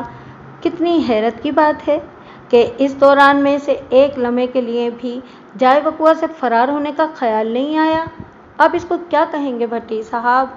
ملزم کا شاطر پن۔ وہ نفرت آمیز نظر سے ملزم کی طرف دیکھتے ہوئے بولا، یہی تو اس کی ہوشیاری اور چالاکی کا کمال ہے کہ نہ صرف یہ جائے وقوع پر جمع بیٹھا رہا، اس نے آلۂ قتل کو بھی کہیں چھپانے کی کوشش نہیں کی، بلکہ وہ سائلنسر لگا ریوالور ادھر اپنی بیوی کی لاش کے قریب ہی پھینک دیا تھا۔ میرے موکل کی ہوشیاری، چالاکی اور شاطرانہ پن کا تو آپ نے قصہ بیان کر دیا۔ میں نے چبھتے ہوئے لہجے میں کہا، اگر آپ کی اجازت ہو تو ذرا آپ کی مستعدی اور پھرتیوں کا بھی جائزہ لے لیا جائے۔ اس نے میرے ہوں کے جواب میں ایک لفظ ادا نہیں کیا، بلکہ ناپسندیدہ نظر سے مجھے تکنے لگا۔ میں اس کی مخاصمانہ نظر کی پرواہ کیے بغیر بولا، بھٹی صاحب، آپ جائے وقوع پر کتنے بجے پہنچے تھے؟ اس وقت 3:25 ہوئے تھے۔ صرف 25 منٹ میں؟ میں نے حیرت سے آنکھیں پھیلائیں۔ یہ ہوئی نا پھرتی والی بات، ورنہ واردات کی اطلاع کے بعد حرکت کے معاملے میں پولیس ہڈ حرام خاصی مشہور ہے۔ Objection your owner. وکیل استغاثہ نے فوراً اعتراض جڑ دیا۔ جج نے سوالیہ نظر سے وکیل استغاثہ کی طرف دیکھا۔ وہ اپنے اعتراض کی وضاحت کرتے ہوئے بولا، میرے فاضل دوست نے ابھی محکمہ پولیس کی کارکردگی کے لیے جو نازیبا الفاظ استعمال کیے ہیں وہ کسی بھی طور مناسب و جائز نہیں ہیں۔ وکیل صفائی کو اس قسم کے طرز عمل سے روکنے کے لیے سرزنش کی جائے۔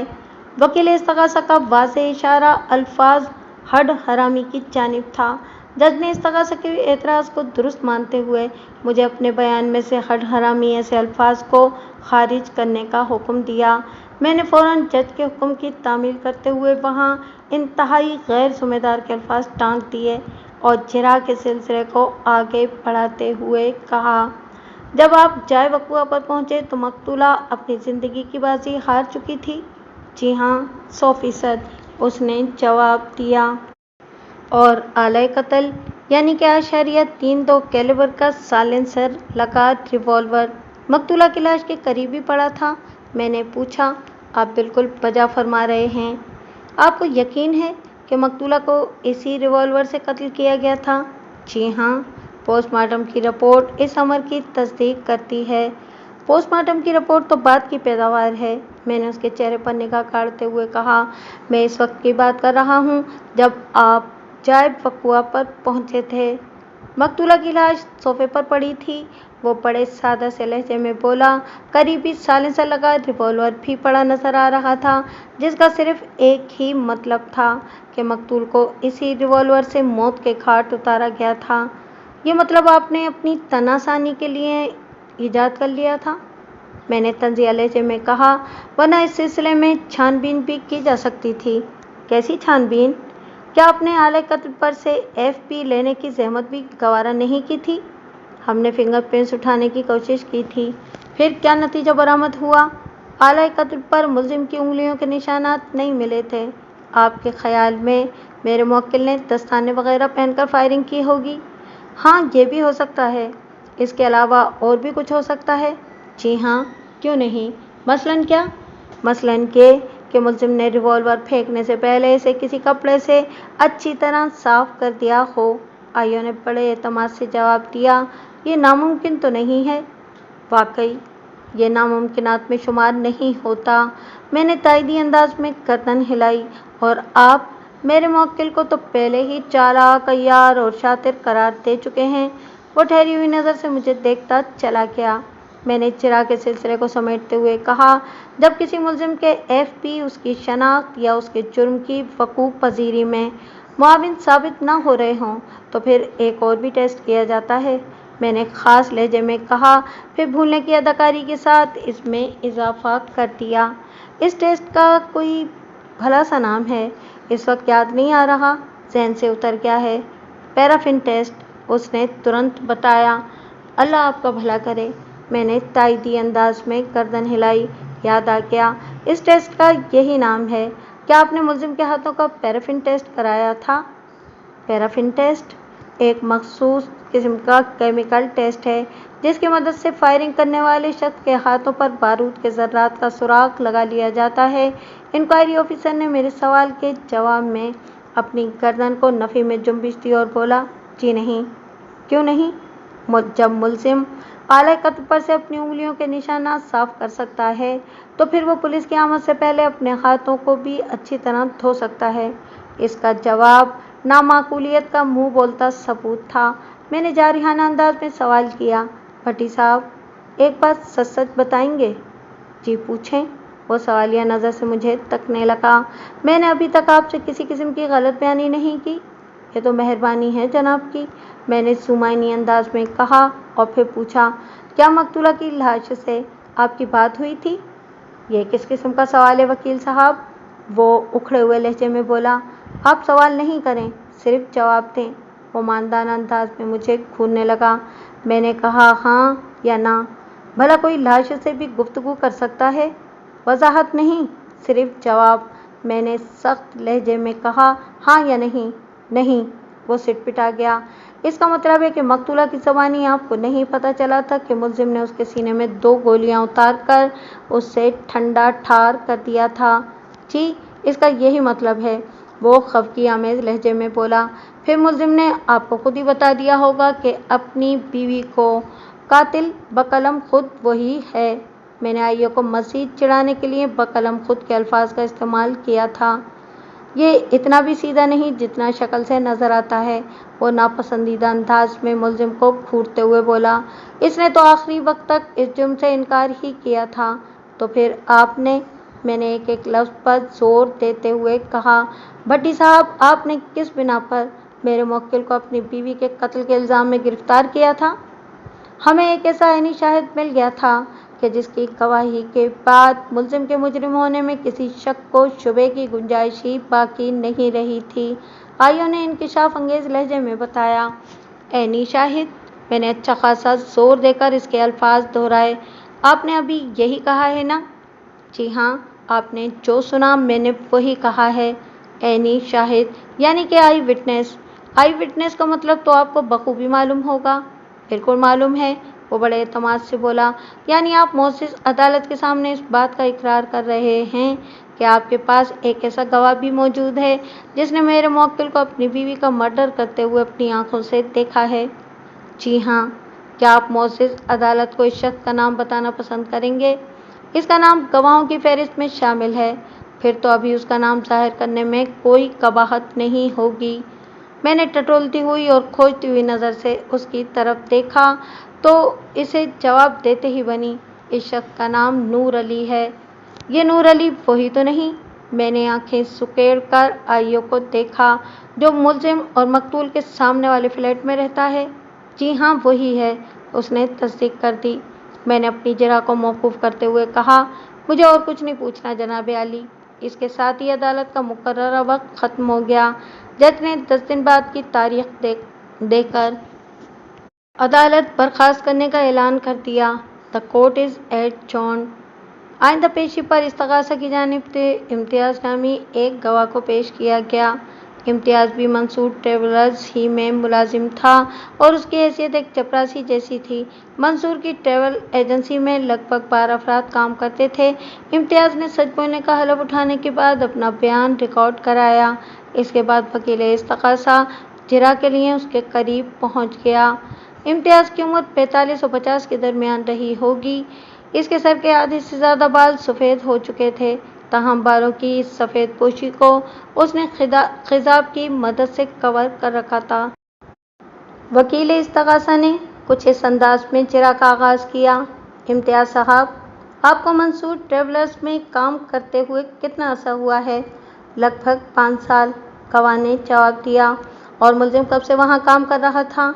مجھے صحیح اندازہ تو نہیں جناب، لیکن کہہ سکتا ہوں کہ یہ مجھ سے بھی کافی عرصے پہلے سے اس فرم میں کام کر رہا تھا۔ آپ وثوق کے ساتھ اتنا تو بتا سکتے ہیں نا کہ پچھلے 5 سال میں ملزم کے معمولات آپ کی نظروں کے سامنے تھے؟ گواہ نے اس بات میں گردن ہلائی، جی ہاں، یہ تو ایک ٹھوس حقیقت ہے۔ آپ کی فرم میں لنچ کا وقفہ کب سے کب تک کیا جاتا ہے؟ وکیل استغاثہ کے اس سوال نے مجھ پر واضح کر دیا کہ وہ جرح کے رخ کو کس طرف لے کر جانا چاہتا ہے اور ہمدردوں کی کچھار میں ہاتھ ڈال کر استغاثہ کا گواہ کیوں نکال لیا تھا۔ بہرحال مجھے اس سے کوئی تشویش یا پریشانی نہیں تھی۔ میرا ہوم ورک اور ہاشم کا فیلڈ ورک مکمل تھا، لہٰذا میں نے بڑے اطمینان سے اپنی باری کا انتظار کیا۔ استغاثہ کے گواہ نے اپنے وکیل کے سوال کے جواب میں بتایا، ہمارے ہاں روزانہ 2 بجے سے 2:30 بجے تک لنچ کا وقفہ کیا جاتا ہے۔ یہ ٹائم مقررہ ہے یا آگے پیچھے بھی ہوتا رہتا ہے؟ ٹائم تو مقرر ہی ہے وکیل صاحب، گواہ نے بتایا، تاہم کبھی کبھار 5-10 منٹ آگے پیچھے بھی ہو جاتا ہے۔ اتنا تو چلتا ہے، وکیل استغاثہ نے بے پرواہی سے کہا اور پھر پوچھا، کیا ملزم لنچ آفس ہی میں کرتا تھا یا اس مقصد کے لیے باہر جایا کرتا تھا؟ آفس ہی میں کیا کرتا تھا۔ کھانا یہ گھر سے لایا کرتا تھا یا بازار سے منگواتا تھا؟ بازار سے منگواتا تھا۔ کھانا لینے کون جاتا تھا؟ میں ہی سب کے لیے کھانا لایا کرتا تھا۔ کیا وقوع کے روز بھی ملزم نے آپ سے لنچ منگوایا تھا؟ گواہ نے اس بات میں جواب دیا، اس کا مطلب ہے کہ اس کا کھانا کھانے کا موڈ تھا۔ جی ہاں، جبھی تو اس نے منگوایا تھا۔ منگوایا تھا تو پھر کھایا کیوں نہیں؟ اس بارے میں تو آپ اسی سے سوال کریں۔ گواہ بڑی سادگی سے بولا، جب تک آپ کھانا لے کر واپس دفتر پہنچے تو کیا ملزم اپنی سیٹ پر موجود تھا؟ جی نہیں۔ تم کتنے بجے واپس آئے تھے؟ اس روز مجھے تھوڑی دیر ہو گئی تھی، گواہ نے جواب دیا۔ میں عموماً 1:45 بجے کھانا لینے کے لیے دفتر سے نکل جاتا ہوں اور 2 بجے واپس بھی آ جاتا ہوں، لیکن وقوع کے روز میری واپسی 2:10 پر ہوئی تھی۔ 2:10 پر جب تم واپس آئے تو ملزم دفتر میں موجود نہیں تھا۔ وکیل استغاثہ نے ایک ایک لفظ پر زور دیتے ہوئے کہا، تمہارے خیال میں یہ کہاں غائب تھا؟ میں جب دفتر سے واپس آیا تو ملزم کو موجود نہ پا کر میں نے دوسرے لوگوں سے اس کے بارے میں پوچھا تو مجھے پتہ چلا کہ وہ تھوڑی دیر میں آنے کا کہہ کر باہر نکلا ہے۔ گواہ امتیاز نے اپنی سمجھ بوجھ کے مطابق وضاحت پیش کر دی، لیکن پھر اگلے روز پتہ چلا کہ اسے اپنی بیوی کے قتل کے الزام میں گرفتار کر لیا گیا ہے۔ وکیل استغاثہ نے غیر مطمئن نظر سے جج کو دیکھتے ہوئے سوالات کا سلسلہ منسوخ کر دیا۔ اپنی باری پر میں جج کی اجازت حاصل کر کے وٹنس باکس کے قریب چلا گیا۔ استغاثہ کے گواہ امتیاز نے ابھی تھوڑی دیر پہلے جو بیان دیا تھا اور اس کے بیان پر وکیل استغاثہ نے جس قسم کی جرح کی تھی، اس کا ایک خاص زاویہ تھا اور میں اس زاویے کو اچھی طرح سمجھ رہا تھا۔ وکیل استغاثہ محض عدالت کو یہ باور کرانا چاہتا تھا کہ ملزم نے وقوع کے روز نہایت ہی عمدہ پلاننگ کر رکھی تھی۔ وہ اپنی بیوی کو کچھ اس انداز میں قتل کرنا چاہتا تھا کہ سب کچھ انتہائی فطری لگے اور کسی کو بھی اس کی ذات پر شک نہ ہو۔ میں نے گواہ کی آنکھوں میں آنکھیں ڈال کر اپنی جرح کا آغاز کیا۔ امتیاز صاحب، تھوڑی دیر پہلے آپ نے وکیل استغاثہ کے ایک سوال کے جواب میں بتایا ہے کہ آپ کو منصور ٹریولز میں کام کرتے ہوئے لگ بھگ 5 سال ہو گئے ہیں۔ جی ہاں، وہ اس بات میں گردن ہلاتے ہوئے بولا، میں نے یہی کہا ہے۔ 5 سال کا عرصہ کچھ کم نہیں ہوتا، میں نے اپنی جرح کو آگے بڑھاتے ہوئے کہا۔ اس دوران میں کسی انسان کو سمجھنے اور پرکھنے کے ہزاروں مواقع ملتے ہیں، اور پھر چونکہ ملزم آپ سے پہلے سے اس فرم میں کام کر رہا تھا، لہٰذا اس کو سمجھنے کے لیے تو آپ کے پاس اسٹاف کا تجربہ بھی موجود تھا، یعنی فرم میں کام کرنے والے لوگ بھی آپ کو ملزم کے بارے میں بہت کچھ بتا سکتے تھے اور انہوں نے بتایا بھی ہوگا اور آپ نے پوچھا ہوگا۔ میرا کہنے کا مقصد یہ ہے کہ آپ ملزم کی ذات، شخصیت، رویے اور کردار سے اچھی طرح واقف ہوں گے یا نہیں؟ جی ہاں، بالکل، کیوں نہیں؟ وہ جلدی سے بولا۔ آپ کو ذاتی طور پر ملزم سے کسی قسم کی کوئی شکایت تو نہیں؟ میں نے ٹھہرے ہوئے لہجے میں دریافت کیا۔ جی بالکل نہیں۔ اسٹاف کے دیگر افراد کے بارے میں آپ کیا کہتے ہیں؟ جی، میں سمجھا نہیں۔ وہ سوالیہ نظر سے مجھے تکنے لگا۔ میں نے یہ پوچھا ہے کہ ملزم کا آفس میں کام کرنے والے دیگر افراد کے ساتھ رویہ کیسا تھا؟ ٹھیک ٹھاک تھا، اس نے جواب دیا۔ سابق ریکارڈ کو آپ رکھ دیں ایک طرف، میں نے جرح میں تیزی لاتے ہوئے کہا۔ پچھلے 5 سال پر آپ نگاہ دوڑائیں اور مجھے بتائیں کہ کیا اس دوران میں ملزم کا اسٹاف کے کسی شخص سے کوئی جھگڑا وغیرہ ہوا؟ نہیں, وہ نفی میں گردن ہلاتے ہوئے بولا، ایسا تو بالکل نہیں ہوا۔ گویا آپ یہ بات مانتے ہیں کہ ملزم ایک صلحجو، امن پسند اور باکردار شخص ہے؟ میں نے اس کے چہرے پر نگاہ جماتے ہوئے پوچھا۔ جی آپ بالکل ٹھیک کہہ رہے ہیں، وہ اس بات میں سر کو جنبش دیتے ہوئے بولا، ماننے والی بات تو ماننا پڑے گی نا۔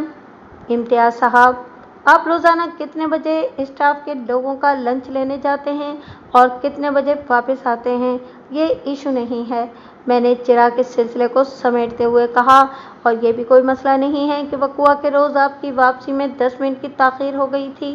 اصل مسئلہ یہ ہے کہ جب آپ لنچ لے کر واپس آئے تو ملزم اپنی سیٹ پر موجود نہیں تھا۔ آپ نے تھوڑی دیر پہلے وکیل استغاثہ کے ایک سوال کے جواب میں یہی بتایا ہے نا؟ جی یہی بتایا ہے، اور میں نے کچھ غلط بھی نہیں کہا، وہ جلدی سے بولا۔ اگر اس وقت ملزم آفس میں موجود ہوتا تو میں ایسی بات کیوں کرتا؟ تم نے کچھ غلط نہیں کہا امتیاز، میں نے ٹھہرے ہوئے لہجے میں کہا، لیکن اس کے بعد گڑبڑ شروع ہوئی ہے۔ کیسی گڑبڑ؟ وہ الجھن زدہ نظر سے مجھے تکنے لگا۔ ایسی گڑبڑ کہ، میں نے ڈرامائی انداز میں کہا، ملزم کو آفس میں موجود نہ پا کر آپ نے سب سے پہلے اس کے بارے میں پوچھا، مگر ایک شخص کو نظر انداز کر دیا۔ آخر کیوں؟ میں کچھ سمجھا نہیں، وہ تیزی سے پلکیں جھپکاتے ہوئے بولا۔ میں نے کس شخص کو نظر انداز کیا ہے؟ باری صاحب کو، میں نے کہا۔ میں حامد باری کی بات کر رہا ہوں۔ اوہ، وہ چونکے ہوئے لہجے میں بولا۔ ہاں آپ ٹھیک کہہ رہے ہیں، میں نے باری صاحب سے تو نہیں پوچھا تھا۔ کیوں نہیں پوچھا تھا؟ میں نے تیز آواز میں سوال کیا۔ اس کی کوئی خاص وجہ؟ باری صاحب وہاں موجود نہیں تھے۔ موجود نہیں تھے؟ کیا مطلب؟ میں نے اسے گھورا۔ کیا وہ اس روز آفس نہیں آئے تھے؟ جی وہ آفس تو آئے تھے، مگر لنچ پر موجود نہیں تھے، اس نے بتایا۔ باری صاحب لنچ نہیں کرتے؟ باری صاحب لنچ نہیں کرتے؟ میں نے اسی کے الفاظ دہرائے اور پوچھا، وہ اگر لنچ پر موجود نہیں تھے تو پھر کہاں تھے؟ وہ نماز پڑھنے آفس سے باہر گئے ہوئے تھے، گواہ نے سادہ سے لہجے میں جواب دیا۔ ہمارے ساتھ والی بلڈنگ کے میزانائن فلور پر باقاعدہ باجماعت نماز کا اہتمام موجود ہے۔ باری صاحب لنچ نہیں کرتے، لہٰذا وہ لنچ کے ٹائم والا 1 گھنٹہ اسی مسجد میں گزارتے ہیں۔ اس دوران میں وہ ظہر کی نماز بھی ادا کر لیتے ہیں۔ اس نے اپنے جواب میں لفظ مسجد کا استعمال کیا تھا، اس سے گواہ کی مراد کوئی باقاعدہ مسجد نہیں تھی، وہ پڑوسی بلڈنگ کے اسی میزانائن فلور کا ذکر کر رہا تھا جہاں نماز کی ادائیگی کے لیے کوئی جگہ مختص کر دی گئی تھی۔ کمرشل علاقوں میں ایسا ہوتا ہے، آفس میں کام کرنے والے درجنوں، سینکڑوں بلکہ ہزاروں افراد کی سہولت کے لیے کسی بلڈنگ میں کوئی خاص جگہ نماز کے لیے چھوڑ دی جاتی ہے جہاں باقاعدہ جماعت کا بھی اہتمام ہوتا ہے۔ یہ ایک مستحسن عمل ہے۔ اس کا مطلب ہے کہ حامد باری صاحب ایک نمازی اور پرہیزگار شخص ہیں، میں نے استغاثہ کے گواہ امتیاز کی طرف دیکھتے ہوئے کہا، جس سے ظاہر ہوتا ہے کہ جھوٹ جیسے خطرناک گناہ سے بھی بچنے کی کوشش کرتے ہوں گے اور آفس کے اسٹاف کو ان سے کم ہی شکایت رہتی ہوگی۔ آپ ٹھیک کہہ رہے ہیں، وہ اس بات میں گردن ہلاتے ہوئے بولا۔ باری صاحب اپنے آپ میں مگن رہنے والے ایک نیک انسان ہیں، میں نے کبھی کسی کو ان کی برائی کرتے نہیں دیکھا۔ اور آپ کا اپنے بارے میں کیا خیال ہے؟ میں سمجھا نہیں وکیل صاحب، وہ تعجب خیز نظر سے مجھے تکنے لگا۔ میں یہ جاننا چاہتا ہوں کہ کیا آپ کو بھی حامد باری سے کوئی شکایت نہیں ہے؟ میں نے اپنی بات کو دہراتے ہوئے کہا، جی بالکل، مجھے باری صاحب سے کبھی کوئی شکایت نہیں رہی۔ میں نے پچھلے چند منٹ میں استغاثہ کے گواہ امتیاز کے ساتھ سوال جواب کرتے ہوئے حامد باری کے کردار اور شخصیت کو عدالت کی نظر میں اجاگر کرنے کی بھرپور کوشش کی تھی، اور مجھے اپنے اس مقصد میں 100% کامیابی حاصل ہوئی تھی۔ میں دوبارہ گواہ کی جانب متوجہ ہو گیا۔ آپ کو تو باری صاحب سے کوئی شکایت نہیں، مگر باری صاحب کو آپ سے سخت شکایت ہے، میں نے معنی خیز انداز میں کہا۔ یہ آپ کیا کہہ رہے ہیں جناب؟ وہ بھونچکا رہ گیا۔ باری صاحب کو بھلا مجھ سے کیا شکایت ہے؟ انہوں نے تو کبھی مجھ سے ایسا کوئی ذکر نہیں کیا۔ آپ سے نہیں کیا، مگر مجھ سے ایسا ذکر کیا ہے، میں نے اپنے لہجے کی معنی خیزی کو برقرار رکھتے ہوئے کہا۔ کیا کہا ہے انہوں نے؟ وہ جھرجھراتی ہوئی آواز میں بولا۔ میں نے اپنے ڈرامے کو اختتام کی طرف لاتے ہوئے کہا، باری صاحب کو آپ سے یہ شکوہ ہے کہ آپ انہیں نظر انداز کرتے ہیں۔ پتہ نہیں آپ کس قسم کی باتیں کر رہے ہیں۔ وہ سخت الجھن میں نظر آ رہا تھا۔ میں بھلا انہیں کیوں نظر انداز کروں گا؟ انہوں نے مجھ سے تو کبھی ایسی کوئی شکایت نہیں کی۔ اگر وہ اس وقت یہاں ہوتے تو میں ان سے ضرور پوچھتا کہ انہوں نے میرے بارے میں ایسی شکایت کیوں کی۔ وہ اس وقت یہاں موجود ہیں امتیاز صاحب، میں نے ایک ایک لفظ پر زور دیتے ہوئے سنسنی خیز لہجے میں کہا، لیکن عدالت کے کمرے کے اندر نہیں بلکہ باہر کوریڈور میں۔ میں نے انہیں اس کیس میں ایک اہم گواہی کے لیے یہاں بلایا ہے، لیکن افسوس کہ آپ کی ان سے ملاقات نہیں ہو سکے گی۔ جب وہ یہاں موجود ہیں تو پھر میری ان سے ملاقات کیوں نہیں ہو سکتی؟ اس لیے کہ آپ کی گواہی مکمل ہونے کے بعد آپ عدالت کے کمرے سے باہر چلے جائیں گے اور اگلے ہی لمحے باری صاحب گواہی دینے اندر آئیں گے۔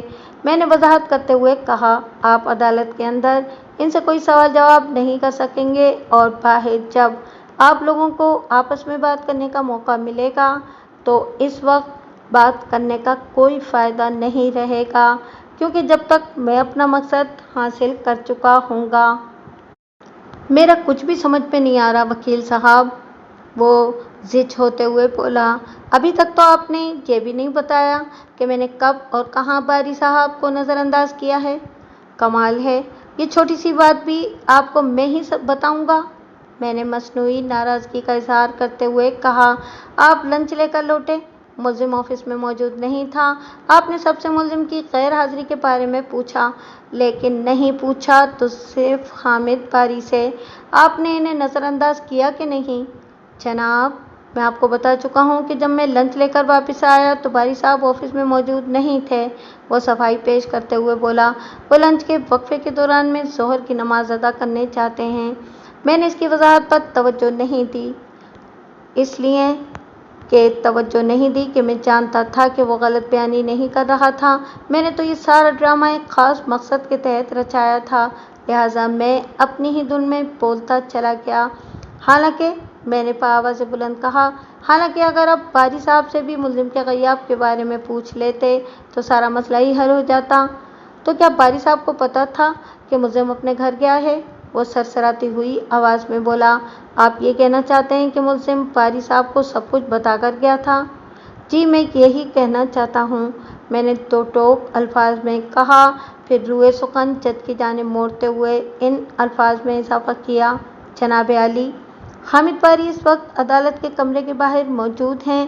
میں معزز عدالت کی اجازت سے انہیں صفائی کے گواہ کی حیثیت سے اندر بلانا چاہتا ہوں، لیکن میں نے لمحاتی توقف کر کے گہری سانس لی اور پھر کہا، لیکن معزز عدالت سے میری درخواست ہے کہ میں حامد باری کو اندر بلانے سے پہلے ملزم سے چند سوال کرنا چاہتا ہوں تاکہ صفائی کے گواہ حامد باری کو یہاں بلانے کا جواز واضح ہو سکے۔ اور میں نے استغاثہ کے گواہ امتیاز کی طرف دیکھا اور اضافہ کیا، اور امتیاز صاحب کی تشنگی بھی باقی نہ رہے۔ اگلے ہی لمحے جج نے مجھے ملزم سے اجراء کرنے کی اجازت دے دی۔ میں ایکیوز باکس کے پاس آیا اور ملزم کی طرف دیکھتے ہوئے سوال کیا، کیا یہ درست ہے کہ وقوع کے روز آپ دوپہر 2 اور 3 کے درمیان اپنے آفس میں موجود نہیں تھے؟ جی ہاں، یہ درست ہے، اس نے مختصر سا جواب دیا۔ اور کیا یہ بھی درست ہے کہ آپ ٹھیک 3 بجے اپنے گھر میں موجود تھے؟ جی، یہ بھی درست ہے۔ کیا وقوع کے روز 3 بجے آپ کا اپنے گھر میں موجود ہونا کسی خاص پروگرام کا حصہ تھا؟ میں نے اپنے مقصد کی جانب پیش قدمی کرتے ہوئے سوال کیا۔ نہیں، وہ محض ایک اتفاق تھا۔ کیسا اتفاق؟ دراصل مجھے پلازا کے علاقے میں ایک شخص سے ملنا تھا، وہ وضاحت کرتے ہوئے بولا۔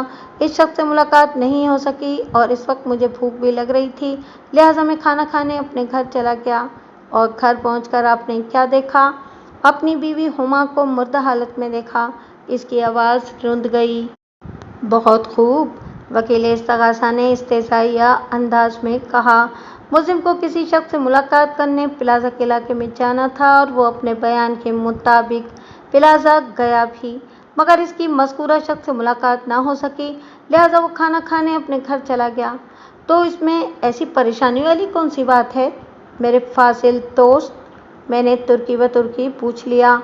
حیرانی اور پریشانی والی بات یہ ہے کہ ملزم کا کسی شخص سے ملاقات کے لیے جانا طے تھا، لیکن اس کے باوجود بھی اس نے آفس کے چپراسی سے لنچ منگوایا اور خود غائب ہو گیا۔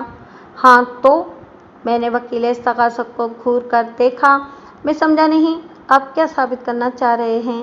سیدھی سی بات ہے میرے فاضل دوست، وکیل استغاثہ نے طنزیہ لہجے میں کہا، جب کسی شخص کو لنچ کے اوقات میں آفس سے باہر جانا ہوتا ہے تو وہ اپنے لیے لنچ نہیں منگوایا کرتا، اور اپنے موکل کی تو پلازا کے علاقے میں کسی شخص سے ملاقات طے تھی اور وہ ملاقات ہو بھی نہیں سکی، تو پھر اسے سیدھا آفس واپس آنا چاہیے تھا۔ گھر جانے کی کیا ضرورت تھی؟ گھر جانے کی ضرورت کی ملزم نے وضاحت کر دی ہے، میں نے متحمل انداز میں کہا۔ اگر آپ کی سمجھ میں نہیں آئی تو اس میں ملزم کا کوئی قصور نہیں۔ بہرحال میں نے لمحاتی توقف کر کے ایک گہری سانس لی اور دوبارہ ملزم کی جانب متوجہ ہو گیا۔ وقوعہ کے روز دوپہر میں آپ کی کسی شخص سے ملاقات طے تھی؟ امجد حسین سے، اس نے جواب دیا۔ امجد حسین ایک پراپرٹی ڈیلر ہے اور پلازا کے علاقے میں اس کی اسٹیٹ ایجنسی ہے۔ آپ کس سلسلے میں امجد حسین پراپرٹی ایجنٹ سے ملاقات کرنے والے تھے؟ دراصل ہم جس بلڈنگ میں رہ رہے ہیں وہاں بھانت بھانت کے لوگ آ کر آباد ہو گئے ہیں، وہ معتدل انداز میں وضاحت کرتے ہوئے بولا۔ بلڈنگ کا ماحول فیملی والوں کے لیے مناسب نہیں رہا، ہم گھر تبدیل کرنے کے بارے میں سوچ رہے تھے۔ اسی سلسلے میں امجد حسین سے میری بات چل رہی تھی، وہ مجھے ایک اچھا فلیٹ دکھانے والا تھا۔ لیکن وقوعہ کے روز امجد حسین سے آپ کی ملاقات تو نہیں ہو سکی؟ میں نے کہا۔ اس کی کوئی خاص وجہ؟ جی ہاں، وہ اس بات میں گردن ہلاتے ہوئے بولا۔ جب میں امجد حسین کی ایجنسی پر پہنچا تو پتہ چلا کہ وہ کسی پارٹی کو کوئی فلیٹ دکھانے کے لیے گئے ہوئے ہیں۔ میں نے وہیں ایجنسی میں بیٹھ کر 5-10 منٹ ان کا انتظار کیا، لیکن جب ان کی واپسی کی کوئی امید نظر نہ آئی تو میں ایجنسی سے یہ سوچ کر واپس آ گیا کہ یہاں بیٹھ کر وقت ضائع کرنے کا کوئی فائدہ نہیں، میں بعد میں کسی وقت امجد حسین سے ملاقات کر لوں گا۔ اور جب آپ ایجنسی سے باہر نکلے تو آپ کو بھوک نے ستایا؟ میں نے چراغ سلسلے کو لپیٹتے ہوئے کہا۔ اس لیے آپ نے گھر کا رخ کیا؟ جی ہاں، میں کھانا کھانے اپنے گھر آ گیا تھا، وہ مضبوط لہجے میں بولا۔ میں نے استغاثہ کی تکلیف دور کرنے کی غرض سے نہایت ہی ٹھہرے ہوئے لہجے میں اپنے موکل سے پوچھا، ایک بات کا بہت سوچ سمجھ کر جواب دیں۔ میں نے ٹھہر ٹھہر کر انتہائی سنجیدہ لہجے میں استفسار کیا۔ جب آپ کی وقوعہ کے روز امجد حسین پراپرٹی ایجنٹ سے ملاقات طے تھی اور یہ ملاقات آپ نے لنچ ٹائم کے وقفے ہی میں کرنا تھی، تو پھر آپ نے امتیاز سے اپنے لیے لنچ کیوں منگوایا تھا؟ بات یہ ہے جناب کہ لنچ تو میں روزانہ ہی منگوایا کرتا تھا، وہ وضاحت کرتے ہوئے بولا۔ انسان نہایت پابندی اور باقاعدگی کے ساتھ جو کام کرتا چلا آ رہا ہو وہ اس کی پختہ عادت یا فطرت ثانی بن جاتا ہے۔ ٹھیک ہے کہ امجد حسین سے میری ملاقات طے تھی اور مجھے آفس سے باہر ہی کہیں لنچ کرنا تھا، لیکن معمول کے مطابق جب میرا چپراسی امتیاز لنچ کا پوچھنے آیا تو میں نے روز مرہ والی عادت کے مطابق اس سے لنچ لانے کے لیے کہہ دیا، لیکن چند منٹ کے بعد مجھے یاد آیا تو میں حامد باری کو اپنے جانے کا بتا کر آفس سے نکل آیا تھا۔ حامد باری کو آپ نے کیا بتایا تھا؟ میں نے باری صاحب سے کہا تھا کہ مجھے ایک شخص سے ضروری میٹنگ کے لیے پلازا تک جانا ہے، میرا لنچ آ جائے تو وہ کوئی بھی کھا سکتا ہے۔ پھر اس پر باری صاحب نے کیا جواب دیا تھا؟ میں نے پوچھا۔ انہوں نے زیر لب مسکراتے ہوئے کہا تھا، بھائی اتنا پریشان کیوں ہو رہے ہو، اگر لنچ آ رہا ہے تو آنے دیں، جس کی قسمت میں وہ رزق لکھا ہوگا وہ کھا لے گا، آپ جائیں جہاں جانا ہے، ملزم نے بتایا۔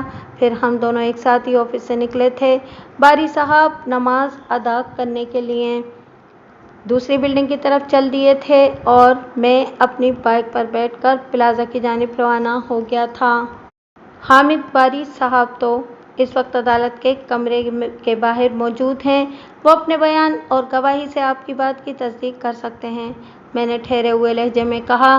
کیا پراپرٹی ایجنٹ امجد حسین اس بات کی گواہی دے گا کہ وقوعہ کے روز 2 اور 3 بجے کے درمیان آپ کی اور اس کی ملاقات طے تھی؟ جی ہاں، وہ ضرور یہ گواہی دے گا، میں نے روئے سخن جج کی جانب موڑتے ہوئے کہا۔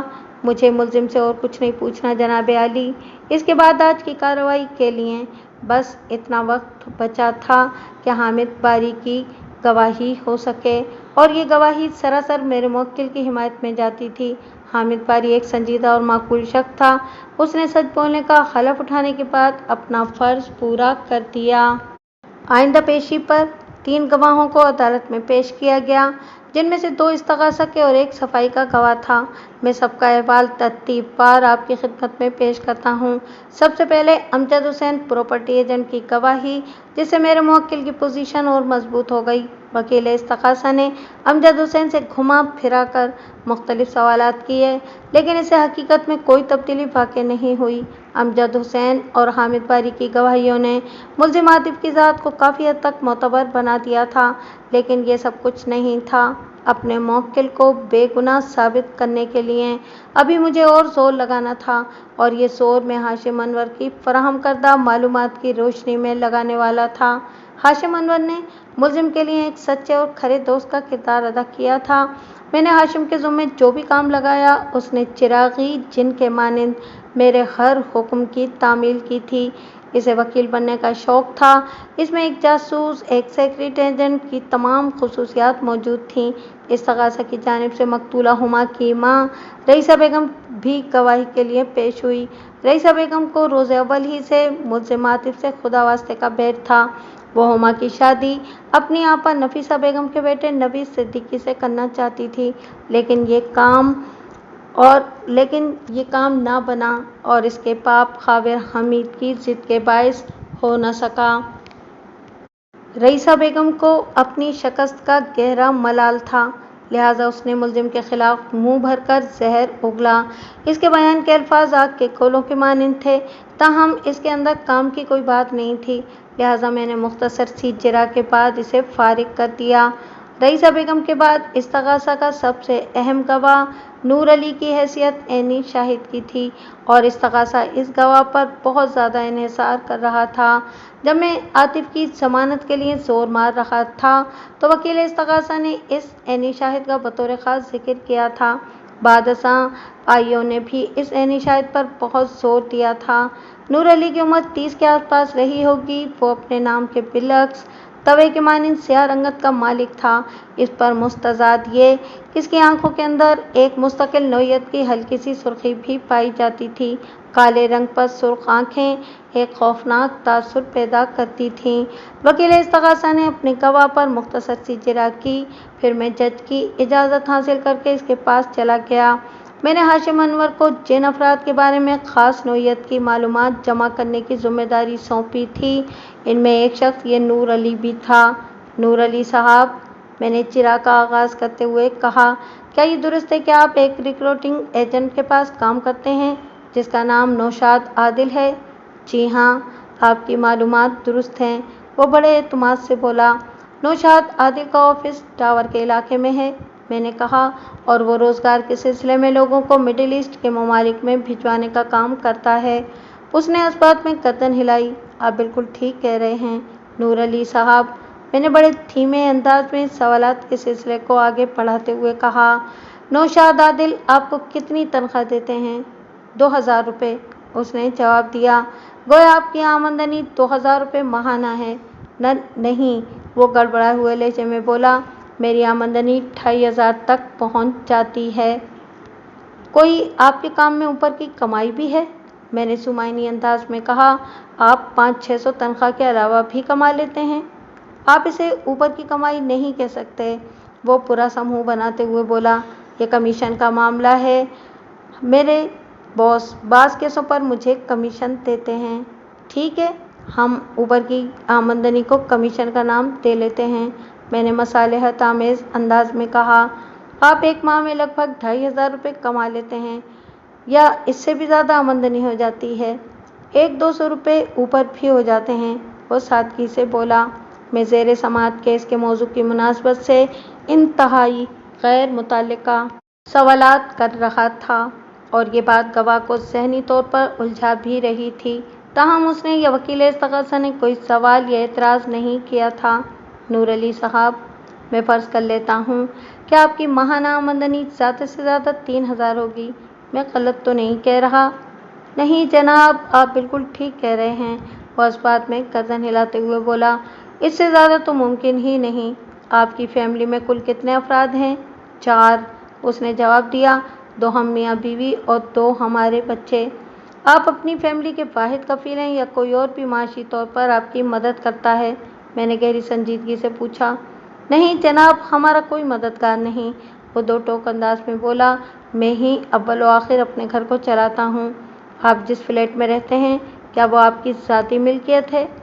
آپ بھی کمال باتیں کرتے ہیں جناب، وہ عجیب سے لہجے میں بولا، 2-2.5 ہزار کمانے والا انسان کراچی میں اپنا فلیٹ کیسے خرید سکتا ہے؟ گویا آپ کرائے کے فلیٹ میں رہتے ہیں؟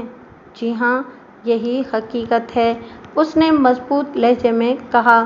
نور علی صاحب، میں نے سوالات کے سلسلے کو تبدیل کرتے ہوئے کہا، کیا آپ کو معلوم ہے کہ آپ اس کیس میں استغاثہ کی جانب سے عینی شاہد ہیں؟ جی ہاں، یہی حقیقت ہے، اس نے مضبوط لہجے میں کہا۔ نور علی صاحب، میں نے سوالات کے زاویے کو اچانک تبدیل کرتے ہوئے کہا، کیا آپ کو معلوم ہے کہ آپ اس کیس میں استغاثہ کی جانب سے عینی شاہد ہیں؟ جی ہاں، معلوم ہے، اس نے بڑے اعتماد سے جواب دیا۔ عینی شاہد یا آئی وٹنس کے معنی پتہ ہیں آپ کو؟ جی ہاں، اس نے ایک بار پھر اثبات میں گردن ہلا دی۔ نور علی صاحب، میں نے اپنے لہجے میں تیزی لاتے ہوئے کہا، پوسٹ مارٹم رپورٹ کے مطابق مقتولہ ہما کی موت 17 اگست دوپہر 2 اور 3 بجے کے درمیان واقع ہوئی ہے۔ اس کے سینے میں 2 گولیاں اتاری گئی تھیں جو 30 بور کے بے آواز ریوالور سے چلائی گئی تھیں، جس سے وہ موقع پر ہی ہلاک ہو گئی تھی۔ واقعات کے مطابق اس کی لاش ڈرائنگ روم میں ایک صوفے کے اوپر پڑی ملی تھی۔ 17 اگست، میں نے لمحاتی توقف کر کے ایک گہری سانس لی اور پھر سلسلہ کلام کو آگے بڑھاتے ہوئے کہا، 17 اگست کو سرکاری یا پرائیویٹ چھٹی کا دن نہیں تھا اور آپ اس کیس کے عینی شاہد ہیں، یعنی آپ نے مقتول کا قتل اپنی آنکھوں کے سامنے ہوتے دیکھا ہے۔ اس کا یہ مطلب ہے کہ آپ 2 اور 3 بجے کے درمیان جائے وقوع پر موجود تھے؟ جی ہاں، اس نے جواب دیا۔ اس دن آپ نوکری پر نہیں گئے تھے؟ اس روز صبح ہی سے میری طبیعت خراب تھی، اس نے جواب دیا، اس لیے میں نے چھٹی کر لی تھی۔ بہت اچھی بات ہے، طبیعت خراب ہو تو چھٹی بھی کر لینا چاہیے، میں نے سرسری انداز میں کہا اور پھر پوچھا، تو آپ نے اپنی آنکھوں سے یہ واقعہ یعنی ہما کا قتل ہوتے دیکھا تھا؟ جی ہاں، وہ تھوڑا رک کر بولا، مقتولہ کی لاش ڈرائنگ روم کے ایک صوفے پر پڑی ملی تھی۔ میں نے کہا، آپ مقتولہ کے ڈرائنگ روم میں اس وقت کیا کر رہے تھے؟ یہ نہ بھولیں کہ آپ اس کیس کے عینی شاہد ہیں۔ میں در حقیقت مقتولہ کے ڈرائنگ روم میں موجود نہیں تھا، وہ بات کو نبھاتے ہوئے بولا، میں نے واردات کا منظر دروازے میں سے دیکھا تھا۔ دروازے میں سے؟ میں نے اس کے الفاظ دہرائے۔ ذرا وضاحت کریں گے نور علی صاحب؟ اس وقت لائٹ گئی ہوئی تھی، اس لیے میں فلیٹ کے داخلی دروازے کے پاس کرسی ڈال کر بیٹھا ہوا تھا، وہ وضاحت کرتے ہوئے بولا، اس مقام سے مقتولہ کے ڈرائنگ روم کا ایک حصہ نظر آتا ہے اور وہ صوفہ جس پر مقتولہ کی لاش پائی گئی وہ بھی دکھائی دیتا ہے۔ یہ تو اسی صورت ممکن ہے جب مقتولہ کے فلیٹ کا دروازہ بھی کھلا ہوا ہو، میں نے کہا۔ آپ دونوں کے فلیٹس آمنے سامنے ضرور ہیں، لیکن دروازہ بند ہونے کی صورت میں آپ اپنے سامنے والے فلیٹ کے اندر کیسے جھانک سکتے ہیں؟ آپ بالکل ٹھیک کہہ رہے ہیں، وہ تائیدی انداز میں گردن ہلاتے ہوئے بولا، پہلے مقتول کے فلیٹ کا دروازہ بند ہی تھا۔ لگ بھگ 2:30 بجے ملزم اپنے گھر آیا تو میں نے دروازے کو کھلتے ہوئے دیکھا۔ ملزم اپنے فلیٹ میں داخل ہو گیا لیکن دروازہ مکمل طور پر بند کرنا بھول گیا۔ تھوڑی ہی دیر کے بعد مجھے ان میاں بیوی کی آوازیں سنائی دیں۔ میں نے اس طرف دیکھا تو مقتولہ مجھے صوفے پر بیٹھی نظر آئی، ملزم اس کے سامنے ہی کھڑا تھا۔ ان دونوں میں کسی بات پر تکرار ہو رہی تھی۔ پھر میں نے دیکھا کہ ملزم نے ریوالور سے 2 گولیاں چلائیں، اگرچہ اس سے فائرنگ کی آواز پیدا نہیں ہوئی، لیکن میں نے مقتولہ کی ہلکی سی چیخ سنی اور اسے صوفے پر ایک جانب جھکتے ہوئے دیکھا۔ یہ منظر دیکھ کر میں خوف زدہ ہو گیا اور میں نے فوراً اپنا دروازہ بند کر دیا۔ پھر آپ نے اپنی بیوی کو تو اس واقعے کے بارے میں ضرور بتایا ہوگا، میں نے پوچھا۔ نہیں جناب، میرے بیوی اور بچے گاؤں گئے ہوئے ہیں، وہ چالاکی سے بولا، گرمیوں کی چھٹیاں گزار کر آئیں گے، اس وقت میں گھر میں اکیلا ہی تھا۔ نور علی صاحب، گرمیوں کی چھٹیاں 2 ہفتے پہلے ختم ہو چکی ہیں، میں نے طنزیہ لہجے میں کہا، اس وقت کراچی کے تمام اسکول کھل چکے ہیں، پھر آپ کے بیوی بچے گاؤں میں کیا کر رہے ہیں؟ بس جی، انہیں دیر ہو گئی ہے، وہ گھبرائی ہوئی آواز میں بولا، 1-2 دن میں آنے ہی والے ہیں وہ۔ نور علی صاحب، میری ریسرچ کے مطابق آپ کے بیوی بچے وقوع سے 2-3 دن پہلے ہی گاؤں گئے ہیں، یعنی اس وقت جب چھٹیوں کے بعد اسکول کھل چکے تھے۔ میں نے کہا، اور میں یہ بات ایسے ہی زبانی کلامی نہیں کہہ رہا بلکہ اسے ثابت بھی کر سکتا ہوں۔ آپ جھوٹ بول کر اپنی جان نہیں بچا سکتے۔ میں اپنی جان کیوں بچاؤں گا؟ میں نے کون سا جرم کیا ہے؟ وہ ایک دم خطے سے اکھڑ گیا۔ آپ کے پاس جو بھی ثبوت ہیں انہیں عدالت میں لے آئیں۔ وہ ثبوت تو میں بعد میں لے آؤں گا، میں نے اس کی آنکھوں میں جھانکتے ہوئے کہا۔ جو کچھ اس وقت میرے پاس ہے پہلے آپ اس سے تو نمٹ لیں۔ اس کی گھبراہٹ، پریشانی اور غصہ اس امر کا ثبوت تھا کہ دال میں کچھ کالا ضرور ہے۔ میں نے اسے کنچھری سے ذبح کرتے ہوئے پوچھا، نور علی، آپ نے 2:30 بجے اپنے سامنے والے فلیٹ میں قتل کی ایک واردات ہوتے دیکھی اور دروازہ بند کر کے گھر میں بیٹھ گئے۔ کیا پڑوسی ہونے کے ناطے آپ کا فرض نہیں بنتا تھا کہ فوراً پولیس کو اس واقعے کی اطلاع دیں؟ میں نے بتایا تو ہے کہ میں ڈر گیا تھا، خوف زدہ ہو گیا تھا۔ وہ جان چھڑانے والے انداز میں بولا، اس روز صبح سے میری طبیعت بھی بہت خراب تھی۔ اس وقت آپ کیا ڈرے ہوں گے جو میں اب آپ کو ڈرانے والا ہوں؟ میں نے اس کی آنکھوں میں دیکھتے ہوئے جارحانہ لہجے میں کہا۔ میرے انداز میں ادب احترام بھی اٹھ گیا تھا۔ آپ جس فلیٹ میں رہ رہے ہیں اس کا کرایہ کتنا ہے؟ کرایہ؟ وہ شکستہ آواز میں بولا، ہاں، میں نے کرایہ ہی پوچھا ہے، میں نے سخت لہجے میں کہا۔ سولجر بازار کی ایک صاف ستھری عمارت میں شفٹ ہوئے ابھی آپ کو زیادہ عرصہ نہیں ہوا۔ وقوع سے 1 ماہ پہلے ہی آپ نے وہاں رہائش اختیار کی ہے۔ اس سے پہلے آپ کھارا در کے ایک تنگ و تاریک گھر میں زندگی بسر کر رہے تھے۔ میری معلومات کے مطابق آپ کے موجودہ فلیٹ کا کرایہ 2000 روپے ماہوار ہے۔ کیا میں صحیح کہہ رہا ہوں؟ تمہاری ماہانہ آمدنی زیادہ سے زیادہ 3000 ہے۔ میں نے نفرت آمیز نظر سے اسے گھورا۔ اس اماؤنٹ میں سے تم 2000 کرایہ ادا کرنے کے بعد کس طرح اپنے بیوی بچے کو پال رہے ہو؟ مجھے یہ بھی پتہ چلا ہے کہ اس فلیٹ کو کرائے پر حاصل کرنے کے لیے 20,000 ایڈوانس بھی دیا گیا ہے، جبکہ تم معزز عدالت کے روبرو تھوڑی دیر پہلے اس حقیقت کا اقرار کر چکے ہو کہ تمہارا کوئی سپورٹر نہیں ہے، تم خود ہی اپنے گھر کو چلاتے ہو۔ وہ 20,000 روپے تمہیں کس نے دیے؟ اور 2,500 روپے کمانے کے بعد تم 2,000 کرائے کا فلیٹ کس طرح افورڈ کر رہے ہو؟ اور تم نے وقوع سے اپنی فیملی کو چند روز پہلے کیوں گاؤں روانہ کر دیا تھا؟ اور تم میرے سوالات سے اس قدر گھبرائے ہوئے کیوں ہو؟ تمہارے چہرے پر پسینہ کیوں چمک رہا ہے؟ تمہاری آنکھوں میں دہشت کیوں ہلکورے لے رہی ہے؟ تمہاری ٹانگیں کیوں کپ کپا رہی ہیں؟ اور تم دھڑام سے کٹہرے کے فرش پر کیوں گرنے والے ہو؟ ادھر میری بات ختم ہوئی، ادھر اس تغاضا کا سب سے معزز گواہ، عینی گواہ تیورا کر کٹہرے کے فرش پر گرا اور بے ہوش ہو گیا۔ عدالت میں ایک دم سناٹا چھا گیا۔ پچھلی پیشی کے اختتام پر عدالت کے کمرے میں جو حالات پیش آئے تھے ان سے صورتحال روز روشن کی طرح عیاں ہو گئی تھی۔ عدالت نے جب نور علی کو پولیس کے حوالے کیا اور پولیس نے اس کی گھسائی مجھائی کی تو اس کی زبان کسی برساتی نالے کے مانند رواں ہو گئی۔ پھر اس نے اپنے گرو شریک جرم نوید صدیقی کا بھانڈا پھوڑ دیا۔ نوید صدیقی ہما کا کزن اور امیدوار تھا۔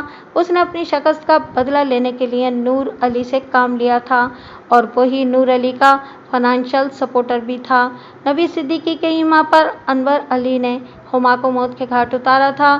یہ ایک ایسی پیش رفت تھی کہ پس منظر پیش منظر بن گیا۔